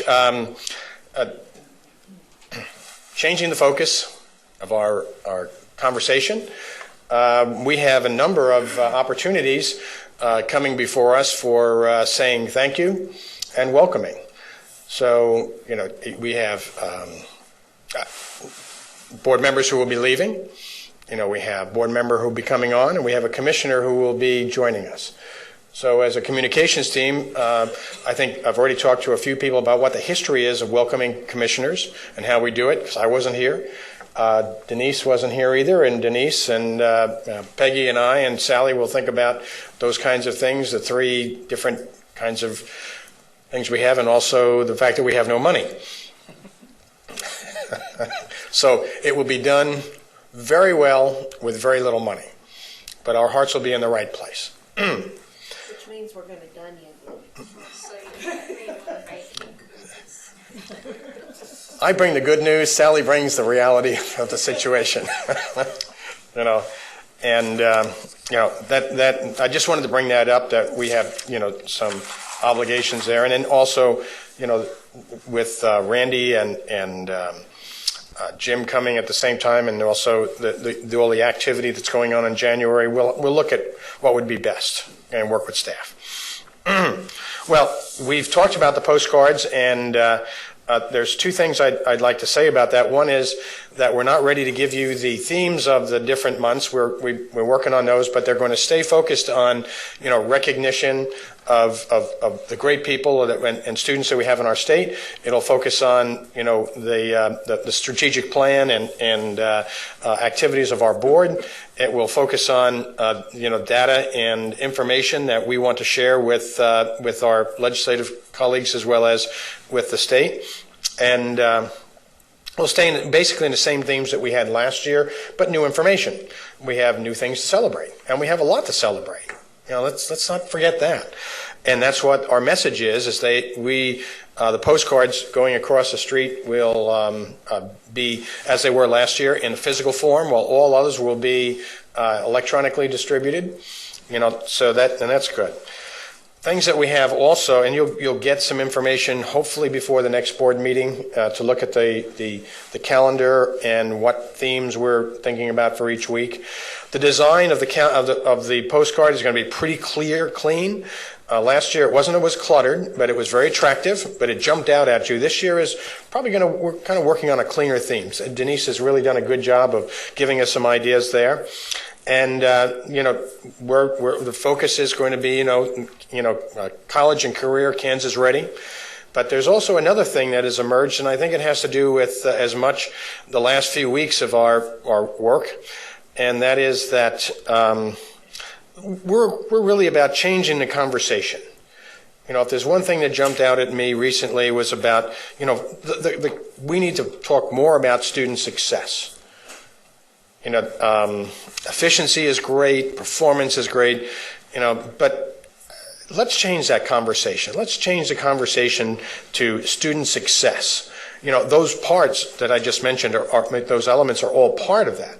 But we've got to be, as we've heard, in some of our conversation recently, to inspire hope, to inspire our colleagues, and as well as to inspire our educational community and our students. So you'll see that showing up more. Changing the conversation. just let's get people to do that. I think that would be really good. And part of that changing the conversation and part of the continued effort to work with the board, Senator Abrams, excuse me, and I have been working on February 10th. That's pretty much a solid date. We have a dinner taken care of. We just have to find a place to do it. It'll be in the evening, on that date, and that could be a busy week for us. But I think it's a very well spent week to break bread with our legislative colleagues and continue our discussions and our dialogues in a more informal setting. I hope you'll join us. They'll be receiving an invitation shortly, as we will, and I see it as a great opportunity for us to have a very positive experience with the House and Senate Ed committees. We're also going to be doing things to be a little bit more proactive about sharing information about what we're doing here and what our discussions are, not necessarily in broad terms, but in more specific terms. If you think about a Twitter message, if you will, I call them refrigerator messages, that what we're talking about, because a lot of times we assume that they pay attention to us. Well, we found out that was wrong. That's not happening. So let's make sure that we're telling them what we're talking about. I think that further communicates. So after these meetings, hopefully I'll be getting with Peggy and Denise, and we already put out a briefing for us, but even just a bulleted briefing to the legislators about what's happening, and electronically. It's not going to cost us any money. It's not going to cost us a lot of time. Yes, Sally? I want you to go back to the meeting on the 10th. Okay. Explain the difference in the way we're going to run that. Okay, thank you. Because they are all going to need to participate. Well, we'd like everyone to be there. We would, in this, it's really going to be, it's not going to be a PowerPoint presentation. It's going to be an informal. We'll have discussion items, questions or whatever to break the ice, but we'll all be seated at round tables with members of the two committees. And basically, we'll probably do a little sharing out at some time. We'll probably do a little bit of identifying, especially new folks that are at the table. But generally speaking, it's an opportunity for personal visits and personal contacts and personal conversations at the tables, rather than I don't want to be demeaning, but a big show. It's a much more. Let's get to know each other and let's have some conversation. We'll have some conversation prompts that'll be available, but I don't know if they'll really be necessary. Relationship building. Yes, It's about relationship building. And I think I have to honestly say that thank you for what we did last year, what you guys did. It was a good start, and members still want to do that. Now, does every member feel the same way? I don't know, but quite frankly, we're moving in the right direction, and the better we get to know each other, I think the better opportunities we have for success, in working with kids. It's not leading to world peace, but it could develop those relationships that could lead to better legislation and better opportunities for working together for the kids rather than seeming to be apart at times. Does that help? Okay. But these executive summaries, when I'm calling them executive summaries for the legislature, will also be available for the general public. We can put them out ourselves, very quickly, with links to more information, that could be available. We don't have to give people a lot of information. We need to get their attention, and they'll go find the information if they're really interested. But it is also the challenge that several of you have mentioned to me about connecting with, some call it Main Street, some call it with their communities, some call it with the public. They too need to know what we're doing. And we need to think about, and I'd be interested in hearing from you individually if you want to send me your thoughts and letters, or send them to Peggy and she can share them with me about how you think we could get involved. I know I'm probably going to start sending it out to, I've got a list of all the newspapers in my district, and I haven't been sending my information out to them actually, so kind of said to me, what am I not doing that I should be doing? in terms of getting information about us out. Then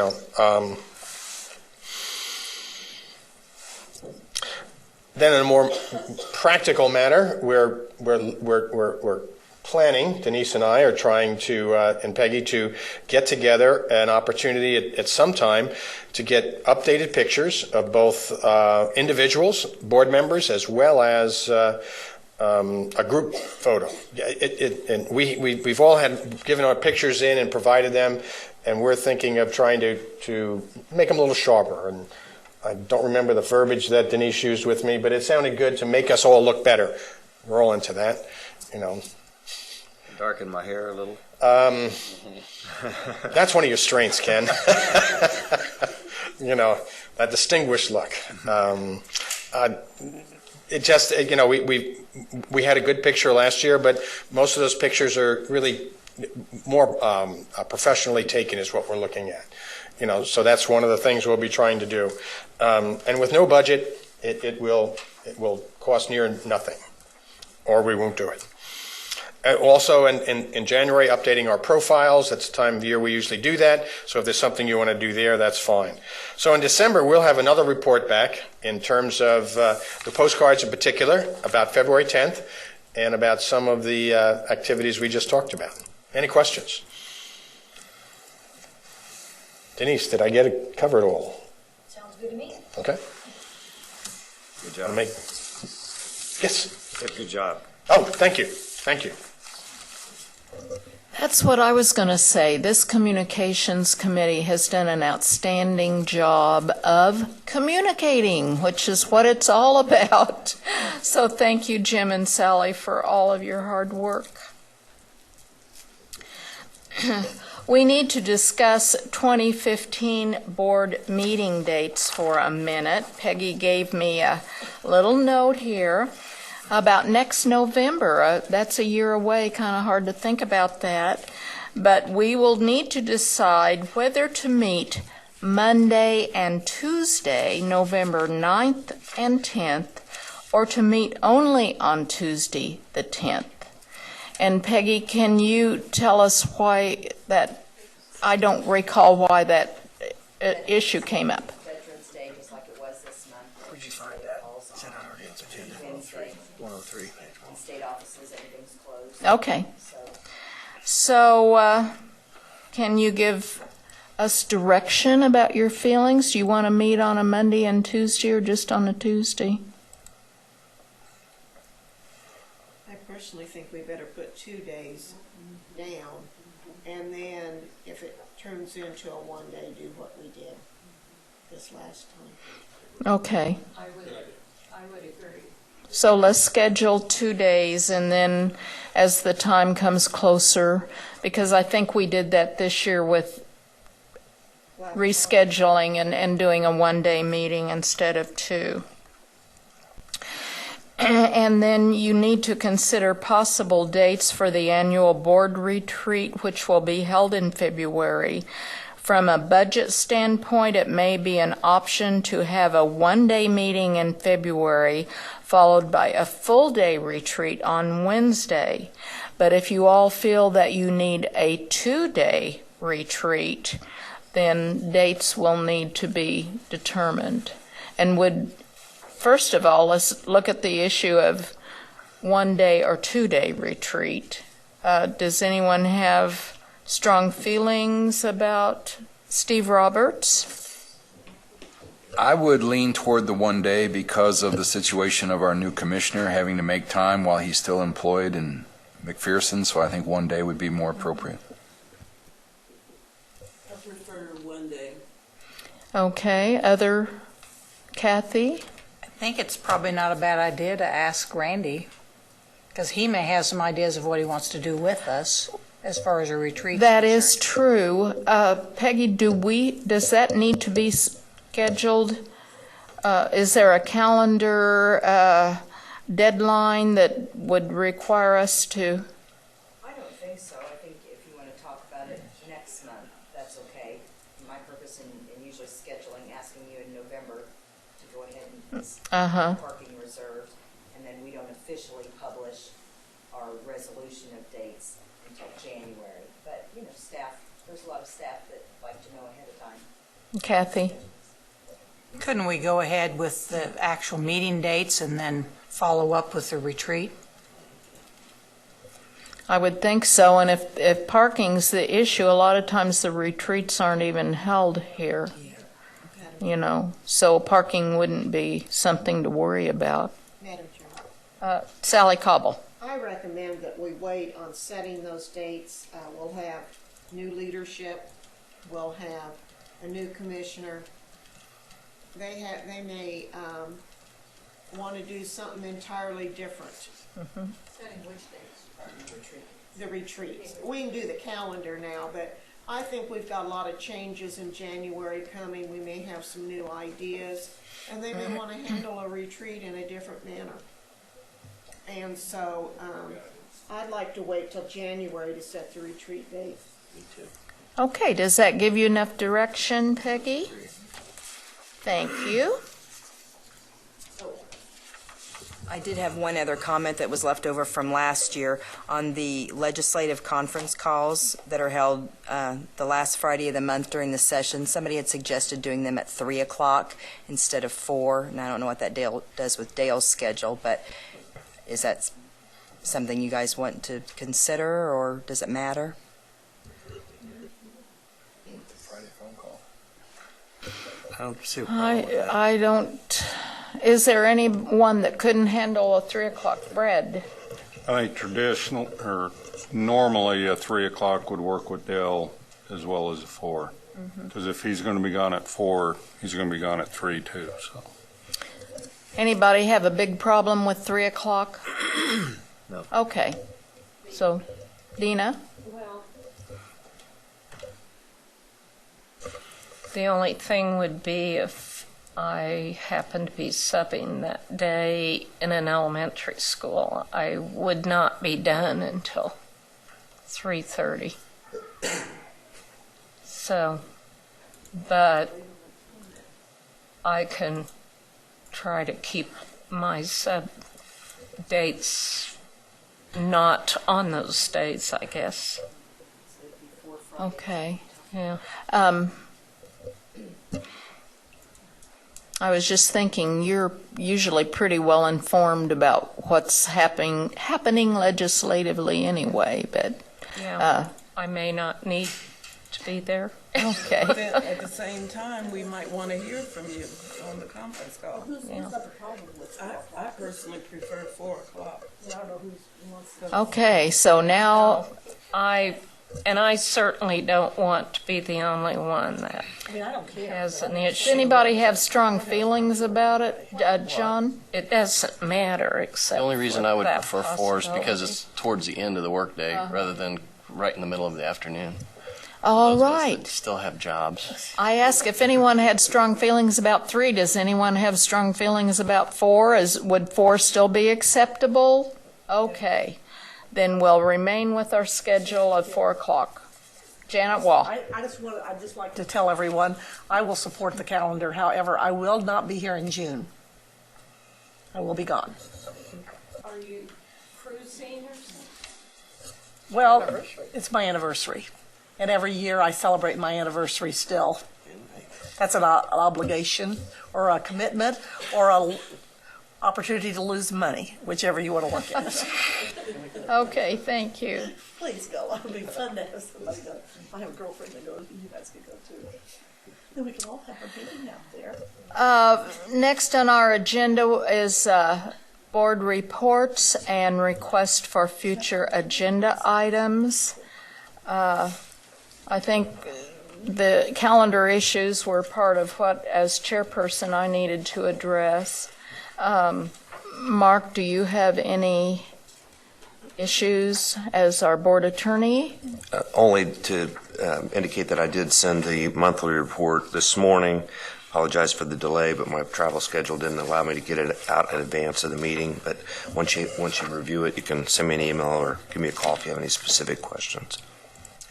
I don't believe we have any legislative issues at this point. Are there any well, we've had our communications committee update, so I don't believe there are any other board committees. So we will do board member reports. We'll start with Kathy Bush. I'm sorry, John's had his name on there. Oh, John. I'm sorry. I'm sorry. Okay. I just, I didn't understand what our action was going to be on the board meeting dates, because it was listed as an action item. I don't know if, did we make a decision?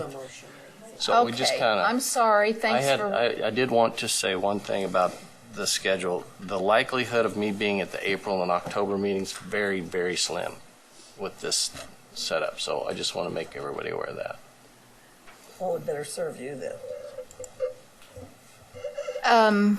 We had a discussion about that at the time it was first introduced, and I thought you and Peggy had kind of, that you were okay with us going ahead with what was listed on the calendar. Yeah, I think part of the issue was whether you wanted to just have 2.5 weeks between meetings if we went to that, third week, the way the schedule fell with those months, which... Would you like us to discuss the issue again?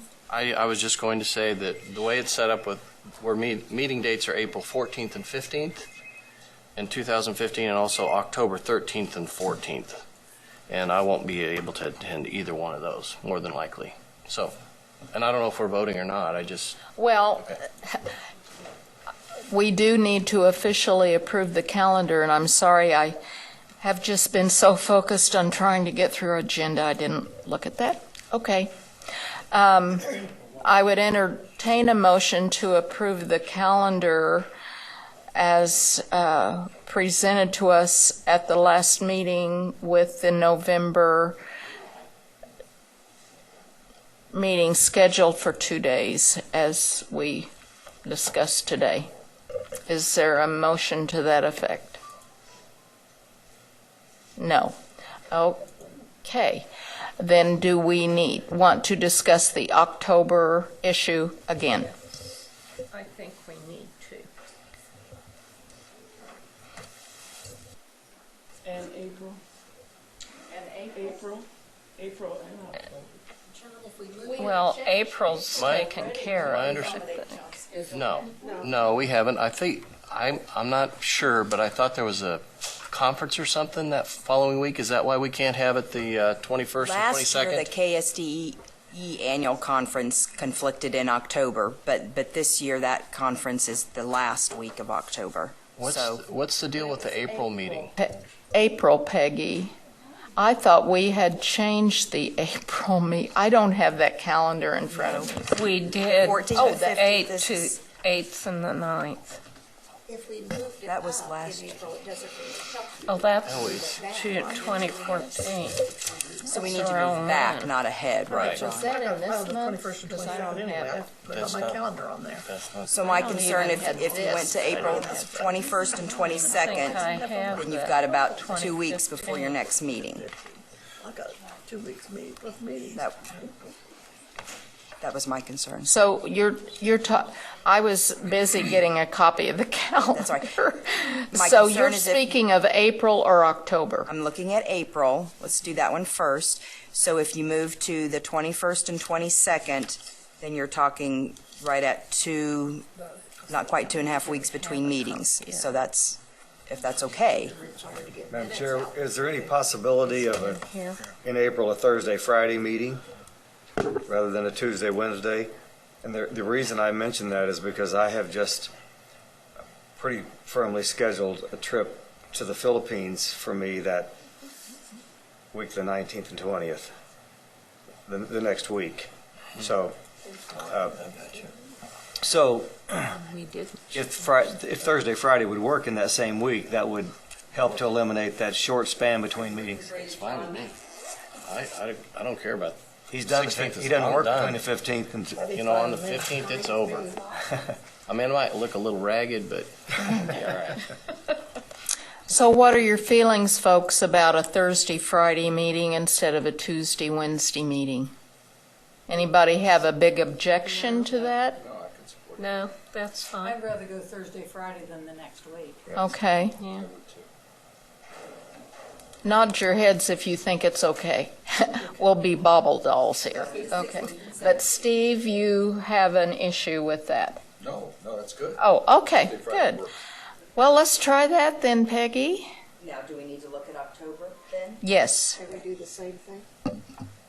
Well, it doesn't help me That because it's moving it it's puts it on one of his days. So that's Thursday. And the issue with moving that one to the 20th and 21st was the close proximity to the next meeting, only 2 weeks in between, which does make a crunch for a lot of the staff, I think. What if you moved it? If you moved it to the week before, would you still have as much issue in October? The issues we have is the week before. It's usually we're dealing with our clients that are out of town, Florida, Europe, wherever. And so we're pushed there, and then right up to the deadline, there's always people that wait to the last minute. I don't know if there's anybody here, but we have clients that we take care of. I've never done that. And it's Never waited until the last minute. What are we looking at? The October We were meeting. looking at October. Yeah, I thought we had resolved this issue a couple months ago, so I'm sorry that that was my misunderstanding. When was the conference? When was the announcement conference? Is it 16, 17? I have on. Was it compromise to leave October the way it is and adjust? Let me see if I can find it real quick. Is that a compromise? Yeah. Jim, what did you start to say? Well, what I started to say is I have, it's not firm, but the possibility of a NASB, that national conference. Yeah. On the 14th, 15th, or the board would meet on the 14th, then you have the conference on the 15th, 16th, 17th. So the NASB meeting is that week? Tentatively, Could be that weekend. They're negotiating with hotels and whatever, just as a heads up. Maybe it'll be another one-day meeting. That could well be.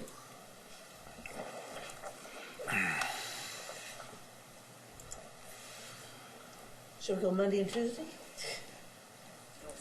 That still doesn't solve John's problem, I don't think. 19th and 20th? 19 and 20? 20th, 21st. That's our turnaround problem. And if we go to the next week, then we're like That's 3 weeks 2 between the weeks. meetings. Obviously, no, it's 1, 2, yeah. If we go to the next week, there's only 2 weeks between meetings, and Right. that is problematic as well.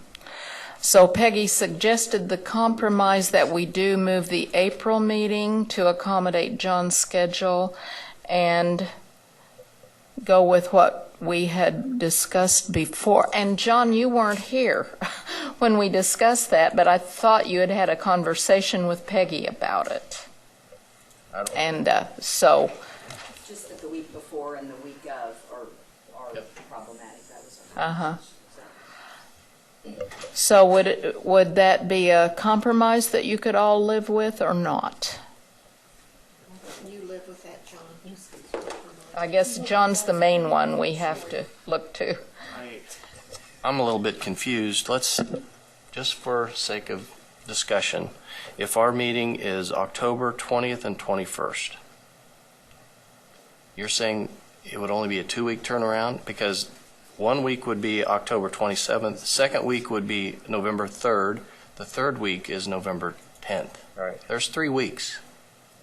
2 weeks between, I guess, right? Looks like there's 3 weeks to me.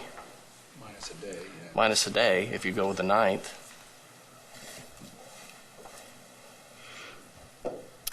Well, I just think we have to consider our staff. Is that doable, Peggy? We can do whatever. It might be a short agenda. There's never more than 3 weeks. Well, you know, since I'm not going to be here, you all have to decide.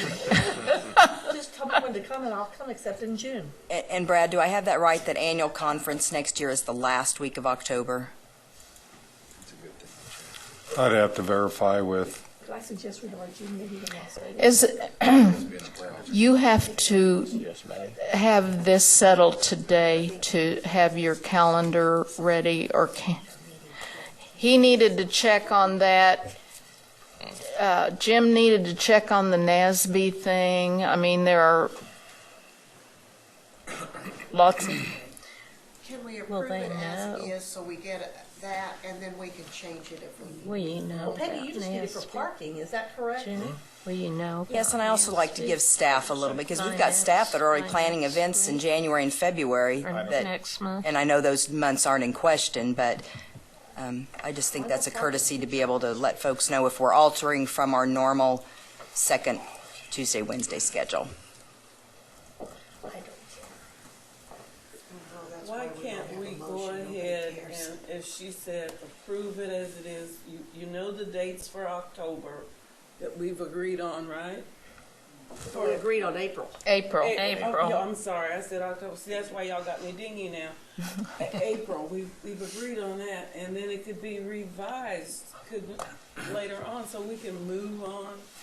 This is going way too long. Yeah. Okay. We will approve it with the April change and as shown in October, and then if that other factors come into play, you all can deal with it later. Thank you. The annual conference is the fourth week, It's when? the last week The last of October. Okay. Oh. So that is 27th. not a factor. So we could The week of the Yeah, it's annual. 25th. So we get the staff preparing for... Okay, let's go on with our board reports. Kathy Bush.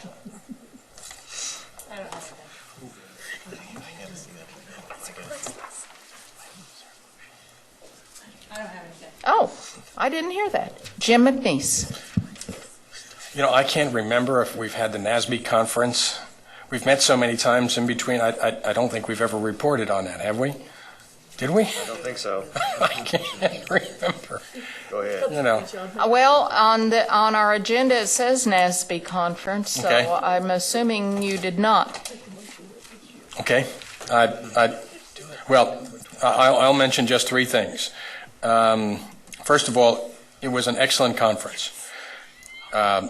Linda Dowling-Hammond was outstanding on assessments, and I don't have it with me today, but I'll be providing a briefing that she had on and she's a national leader in student assessments, and many of you may have heard her already.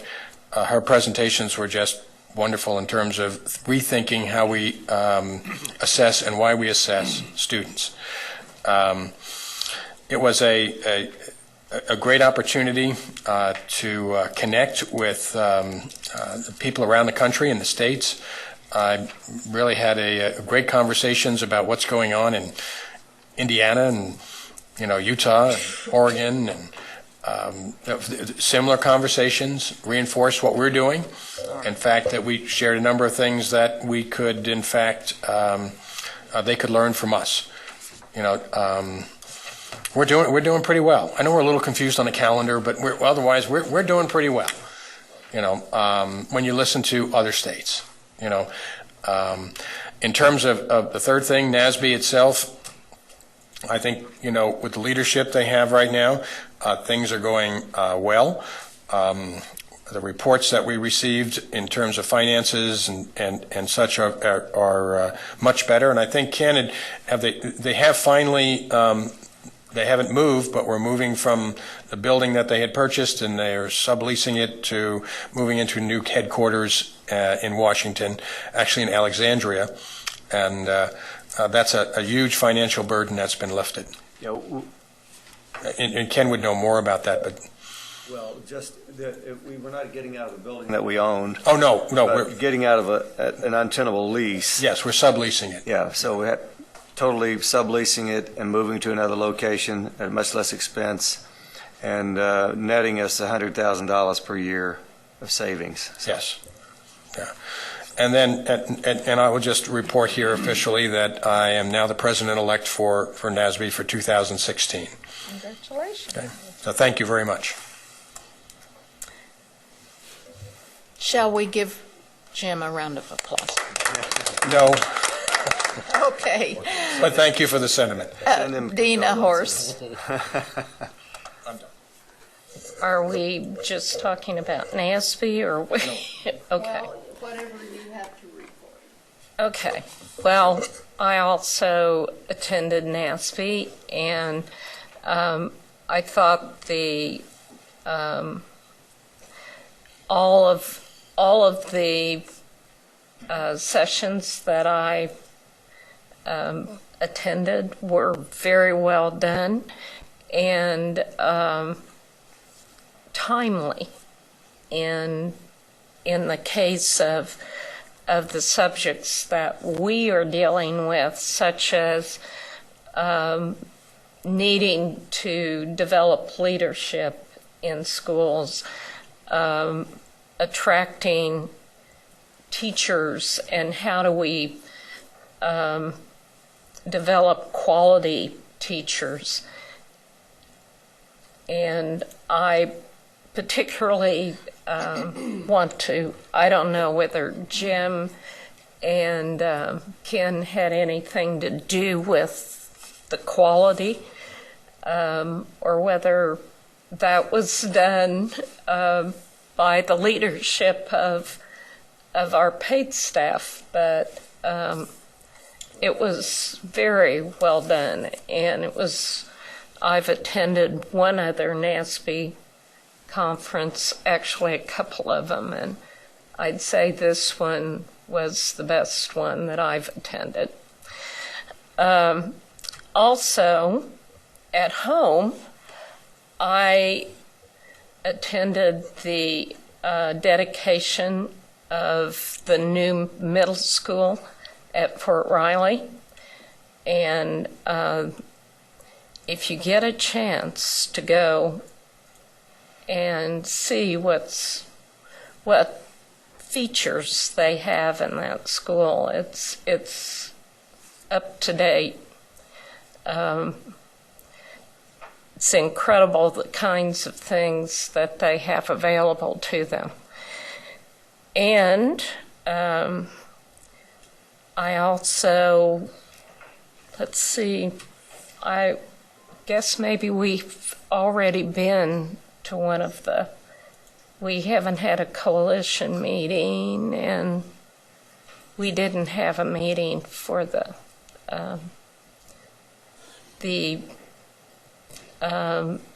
K through 12. So, and that's tomorrow. So, I guess that may be all that I've done is NASB and observing or taking part in a dedication. Thank you. Carolyn Campbell. Thank you, ma'am. Well, I attended the Common Sense on Common Core at Emporia State. Oh, and she did too. And it really wasn't what I had anticipated, in as much as I thought it was going to be more about Common Core.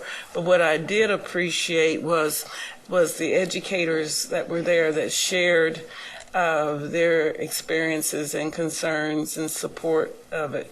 So listening to the teachers and all that, you know, that was the benefit that I received from that. The Topeka High School Multicultural Club, they invited me to go, and I traveled on the school bus to K-State for their Multicultural Pride Day. And I was there last month, and it was very excellent programs and recruiting children of color and the support that they have, you know, for them so that they can be successful. So I really, and I always enjoy being around young people, so that was good. And then I attended Keisha's executive board meeting. And of course, Gary gave us a report on that yesterday. Thank you. Thank you. Sally Cobble. Thank you. I put off my migrant report last month because I thought we were running out of time, but I think I better give it on migrant education. It was, we are now a member again of IMAC. We weren't there for a while. And so going back after a couple of years, trying to see if there was anything changed, it was interesting. Not much has changed. I really like the new director they have.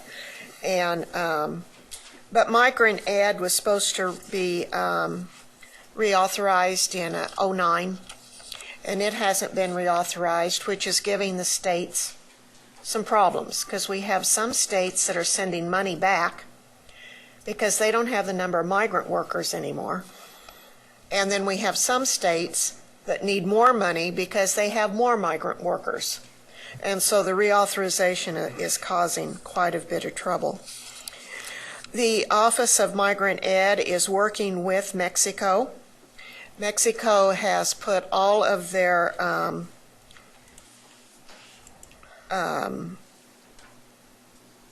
curriculum online so that parents can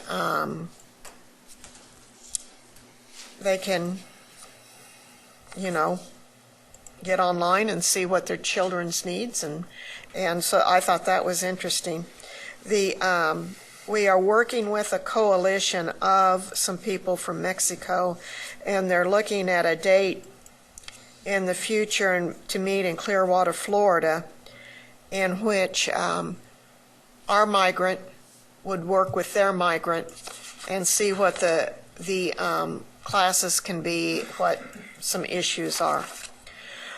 What really surprised me more than anything is the number of out-of-school youth that we have in Kansas.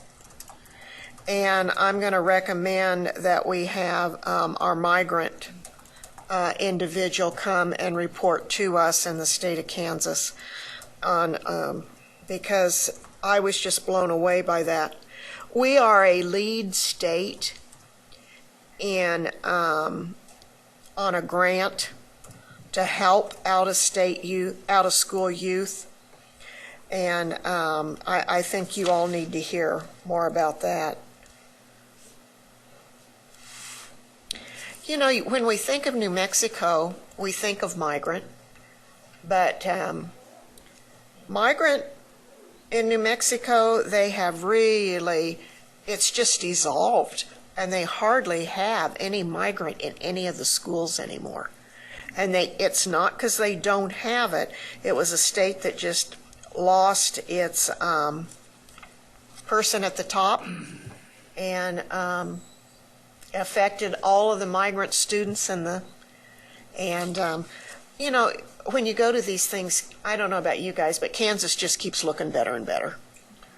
And you know, that is true in migrant education too. We are a state that's having increased migrant. We are also a state, along with Georgia, that has a longitudinal data system that we could use a little bit better in tracking our migrant and the needs of those the migrant workers. A couple of years ago, Diane worked with some groups with migrant and with social services, because what's happening, these kids move and they have so many credits, but they may not have enough credit for the high school they're in their senior year to graduate, but yet they have our state minimum. And so that was quite an issue, and I think Diane helped take care of that for us in working with those students. I think, anyway, I think that was the governor's task force on graduation. I think you're right. I think you're right, Jana, on that. We seem to have taken care of that in Kansas. That's all I'm going to report on this month. Jana, I would like to move a motion that we adopt the calendar for next year with reviewing in October when we have the NASB date for sure. And, but we never voted on that. We just shook our heads. We never had a motion and a second. So I'd like to move that at this time. Thank you. Is there a second to that motion? Seconded by Carolyn Campbell. All in favor, raise your right hand. Okay. Is that a 9-1 vote? Okay. With John Bacon all opposed, raise your right hand. With John Bacon in opposition. Thank you. Until you get October. Okay. Janet Waugh. Thank you, Madam Chair. I think I've discussed this before, but I would like to bring it up at this time again officially. As you all know, I just got off of a campaign trail, and some of the things that were brought to my attention, well, of course, I found them at some other meetings I went to, like Common Sense or the Common Core, but I would like for the board or the department, not necessarily the board, maybe they could bring it to the board, to revisit a few areas on particularly like data collection. Apparently, some districts, we're collecting so much data that some of the districts are having to hire one employee to do nothing but collect data, and is all of it necessary? But I'd like to make it perfectly clear that we are not collecting retina, facial expressions, parents' income, parents' church affiliation, or any of those things. I mean, for the public that's listening, please understand none of that is totally a myth. There's no truth to it whatsoever, but I would like for us to at least look at that. I would also like for us, it's not us, I guess maybe the department, I'm asking the department to do this, to look at the data that we're doing, and maybe if some of it could be eliminated that is not necessary, that would certainly help our districts. During this time of funding problem challenges, our districts are doing a yeoman's job, in my opinion, of what they're doing with less money and with the possibility even more cuts in the future. I think we desperately need to look at everything. I would also like to suggest that the department look at all the regulations we have. Are we putting an undue burden on all the regulations? I don't know. I mean, maybe we need to revisit some that are not necessary, and that's creating also another challenge for our districts. So I would like to just do a review of all of these issues so we can help our districts, that we're not creating a challenge for them, because as I said, having served on a local board, the two things I hated the most were federal and state mandates. And if there's any mandates we as a state are putting on them from this board that are not necessary, I would like to see those possibly considered for a remission. Are you requesting that as a future agenda item then? No, I think she was just requesting. I don't know if it could or just a report. I was a suggestion, to the department. In a Friday. Yeah, on a Friday note that they could. Okay. I mean, I think this is something that's not something they can do in 15 minutes, and it's something that they need to maybe in their regular work schedule as they're going over things. Not necessarily sit down and go over all the regulations at one time, but maybe look and see if there's anything when they're doing things. Hey, well, maybe this isn't necessary, and we could bring it to the board. I don't really know exactly how it would proceed, but that would be my thoughts. Okay. Just simply, I'm trying to help our districts. Any burden we're creating for them, I want us to remove. Any challenge that we have. And I think we all agree. Yeah. Thank you. Thank you. John Bacon. I'll pass. Ken Willard. I will just report one other item from the NASB conference. We heard an engaging presentation by a fellow by the name of Anish Chopra, who was the former Secretary of Technology in Virginia, and was the first Chief Technology Officer in the U.S. for the U.S. government under the Obama administration. He's not doing that now, but he's written a book entitled Innovative State, How Technologies Can Transform Government. And really the crux of his presentation was that the big and thorny problems that need to be solved by government can best be done by pushing that problem down for private sector to solve. utilizing technology. So the big solutions come not from the government down, but from the private sector up. And he's a very bright guy and a very engaging speaker. And I got a copy of his book, and in fact, I picked up a couple extra copies that I intended to bring and failed to, that we could pass around. None of us will agree with everything he proposes probably, but it certainly makes you think. There are lots of possibilities out there. The technology make possible now, and that fits right with what we're doing in the classroom as well. So actually what's happening in the classroom and technology is beginning to inform change and up the chain. So that's really all I have. Okay. Steve Roberts. Thank you, Madam Chair. I think this would be a good time for me to apologize to my fellow board members for my absences recently. I had to leave yesterday. I did my best to move my tutoring back to 6 o'clock, which I did. I still had to leave at 4:30 to meet that. My real regret is having to leave during John Barge's interview with us in closed session, and I regret that very much. I was just not able to rearrange my schedule, and given some of the discussions I've heard this morning, we all have busy lives, and it's hard to make everyone's schedule fit, and I just wanted to issue an apology for not making everything fit.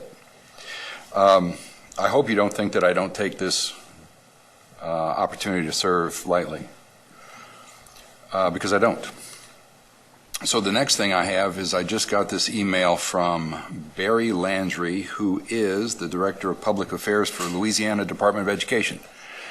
My wife and I scheduled a trip to New Orleans months ago, and we're going to be gone for a week. We leave tomorrow, and it's going to snow on Saturday and be cold for 10 days, so we think we timed that very well. Anyway, I have a meeting in Baton Rouge on Monday to talk with the policy director for office and talent is what they call it. And we're going to talk about teacher licensing and STEM in Louisiana. And that's not something I'm putting in a travel request for, it's just something I'm doing, I want to say that I really appreciate what I've heard the last couple of days about career and tech ed, teacher licensure, pedagogy. It reinforces what I came in here knowing, that pedagogy has an important role to play, but that important role is probably not with technical languages in our secondary schools. So I really appreciate the opportunity to be a part of this. The last thing I have before I get to my last thing, I'm unable to serve on the Professional Standards Board on Monday. They're meeting on Monday the 17th, so if someone else would like to sit in my stead, I'll offer that to anyone who would like to do that. I know Carolyn filled in one time and appreciate that. So I just want to mention that. But finally, I have a meeting at 3 o'clock today with Scott McWilliams. Dr. McWilliams, I think his title is something like Executive Director of Human Resources in Blue Valley. A lot of you probably know Dr. McWilliams. And the nature of our conversation is going to be about what I call a black box, and it's the Teacher Insight Survey, which is a proprietary vehicle that they use from the Gallup organization, the Gallup poll people, the Gallup survey people. And the Teacher Insight Survey is entirely proprietary. In other words, you can't share what's in it. I've taken it a couple of times in applying for positions in Blue Valley. What I don't like about it is it's not done in the light of day. And I want to talk to them about that with sort of a tangential issue that maybe, just maybe, and I'm asking the question as delicately as I can, might there be some connection between this Teacher Insight Survey and the fact that we don't have very many faculty in Blue Valley who have dark skin? Very few. Now, these are sensitive issues, I realize, and I have to be very clear that I'm accusing no one of racism. I'm not blaming anyone. I'm not saying that there is racism. I'm not saying that there's any covert policy behind the scenes. I'm just saying that there's a possibility that when we have this black box that is not done in the light of day, that maybe unintentionally there are decisions made that adversely affect certain populations. So we're going to have that meeting at 3 o'clock today in Blue Valley. I think it'll be a good meeting. Steve, I just might comment. I was trained to administer that survey, and it was based on a lot of research, and the questions were developed to avoid bias and be very fair in the assessment of traits that they felt would identify good teachers. It is not universally given. I don't know how many school districts even use it anymore.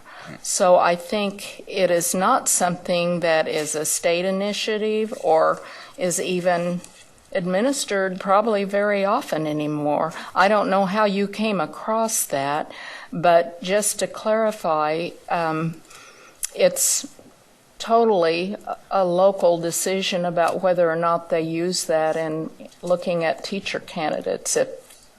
And Madam Chair, I appreciate everything you just said, but I also know that as we give basically more carte blanche to our innovative districts, we need to be vigilant on what they're doing as a state board. Well, yes, but we can't tell them they couldn't use that survey if they wanted to.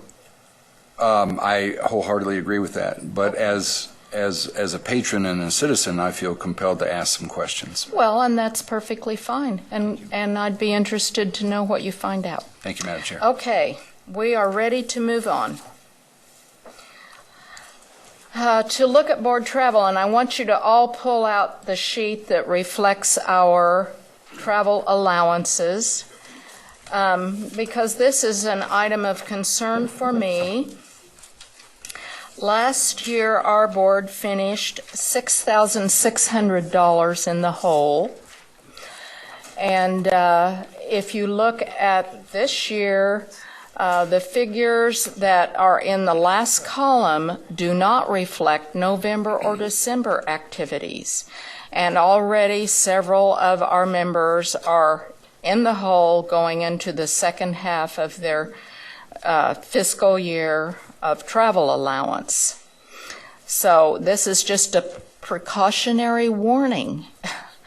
I know we all have important things that we do and places we need to go, but as a board, when there are so many financial restraints on our districts and on travel that they do to maintain good teaching and learning, I think we need to also be aware of financial constraints. So I don't know if anybody wants to comment on that, but Kathy Bush? Actually, I would echo that, and especially knowing that the financial situation the state is in, we don't know what's going to happen to schools, the department, anything coming up. So we need to look at our own budget and maybe consider even cutting it and understanding how we can stay within our own means. Because I think we need to be good stewards of our own money and watch what we do. So actually for travel, I'm going to take salary off of my state board for going to the banquet. I don't need salary for an hour or two worth of time. So if I'd request you take that off. Thank you. Thank you, Kathy. Are there any other changes to the travel request before we call for a vote? Sally Cobble. Thank you, Kathy, for showing leadership on that. As I add to my travel, on November 25th to Pratt, I only need travel, as I'll only be there an hour or two, so I don't need salary for there. December 3rd to Sublette, give me travel. That'll only be a half day. In March, the 20th through the 21st, I would like to travel with some of my local school boards to the NSBA, it's in Nashville, and travel and registration for that.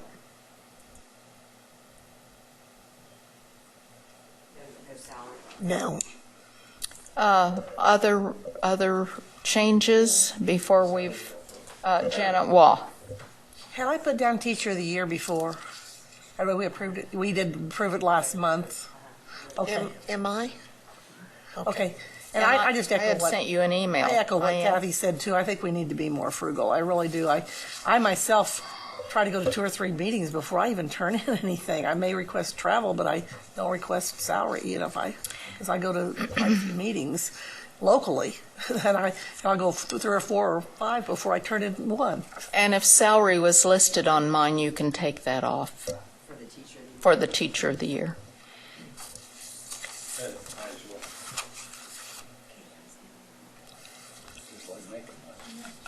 Okay. And Dina, did you have?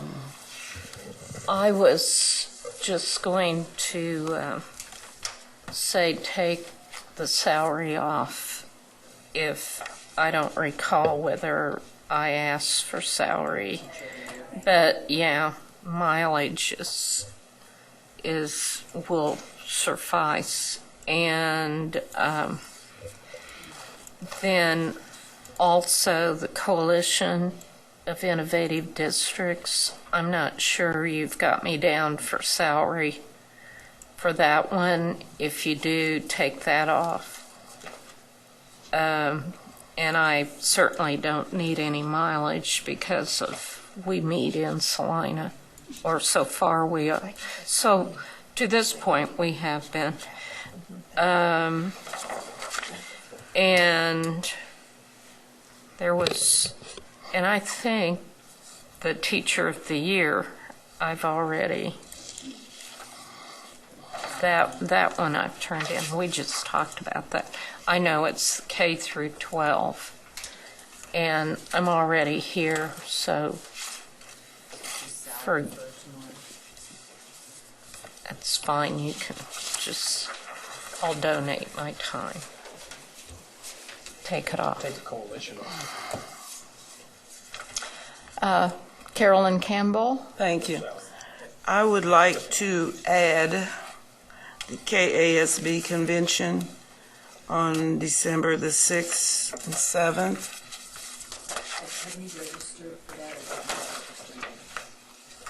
We'll talk about that later.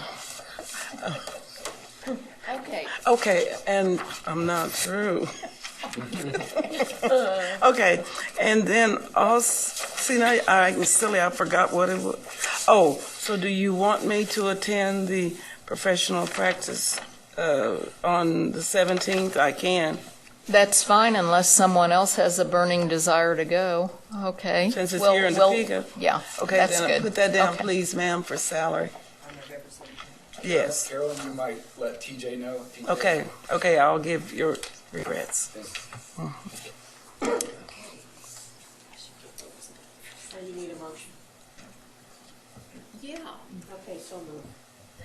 Okay, it is moved by Sally Cobble and seconded by Dina Horst to approve board travel with the changes just submitted. Multiple changes. All in favor, raise your hand. Thank you.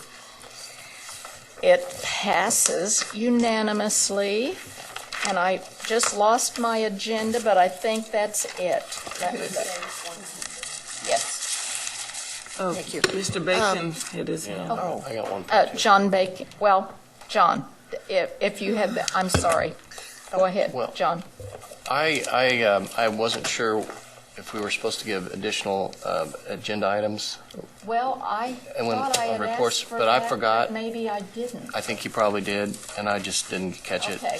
I got a request from Kathy Musick, the Executive Director of Kansas Foundation for Ag in the Classroom, to bring a report to us at some point, 15 minutes on an agenda or something, if that's possible. From Ag in the Classroom? Ag in the Classroom. Just- Okay. Pardon? Did she come last January? I think she came last October, November. Typically, it's in the fall. I wasn't here last month, so I wasn't So able. what's her name? Kathy Musick, the Executive Director of KFAC. I got it down. All right, thank you. Yeah, I know they are. That's all I had, Sorry. thanks. Mhm. Were there others? Maybe I didn't Yes. ask. Yes, only it wasn't for that. I'm going to be emailing you, unless you received it, Did everybody receive an email from Klein, head of the education for U.S. government, the Representative Klein? I'll send that to you because they're starting on that. It's surfacing. And so I'll be sending you all, don't reply to me, what I got on reauthorization of ESEA and what Klein. Well, I know, but we need to be very careful in watching this so that nothing comes up that gets in the way of our waiver. Okay. Anyone else that I've skipped? Thank you very much. It's been a busy 2 days, and I think we're all ready to adjourn. So our meeting is adjourned.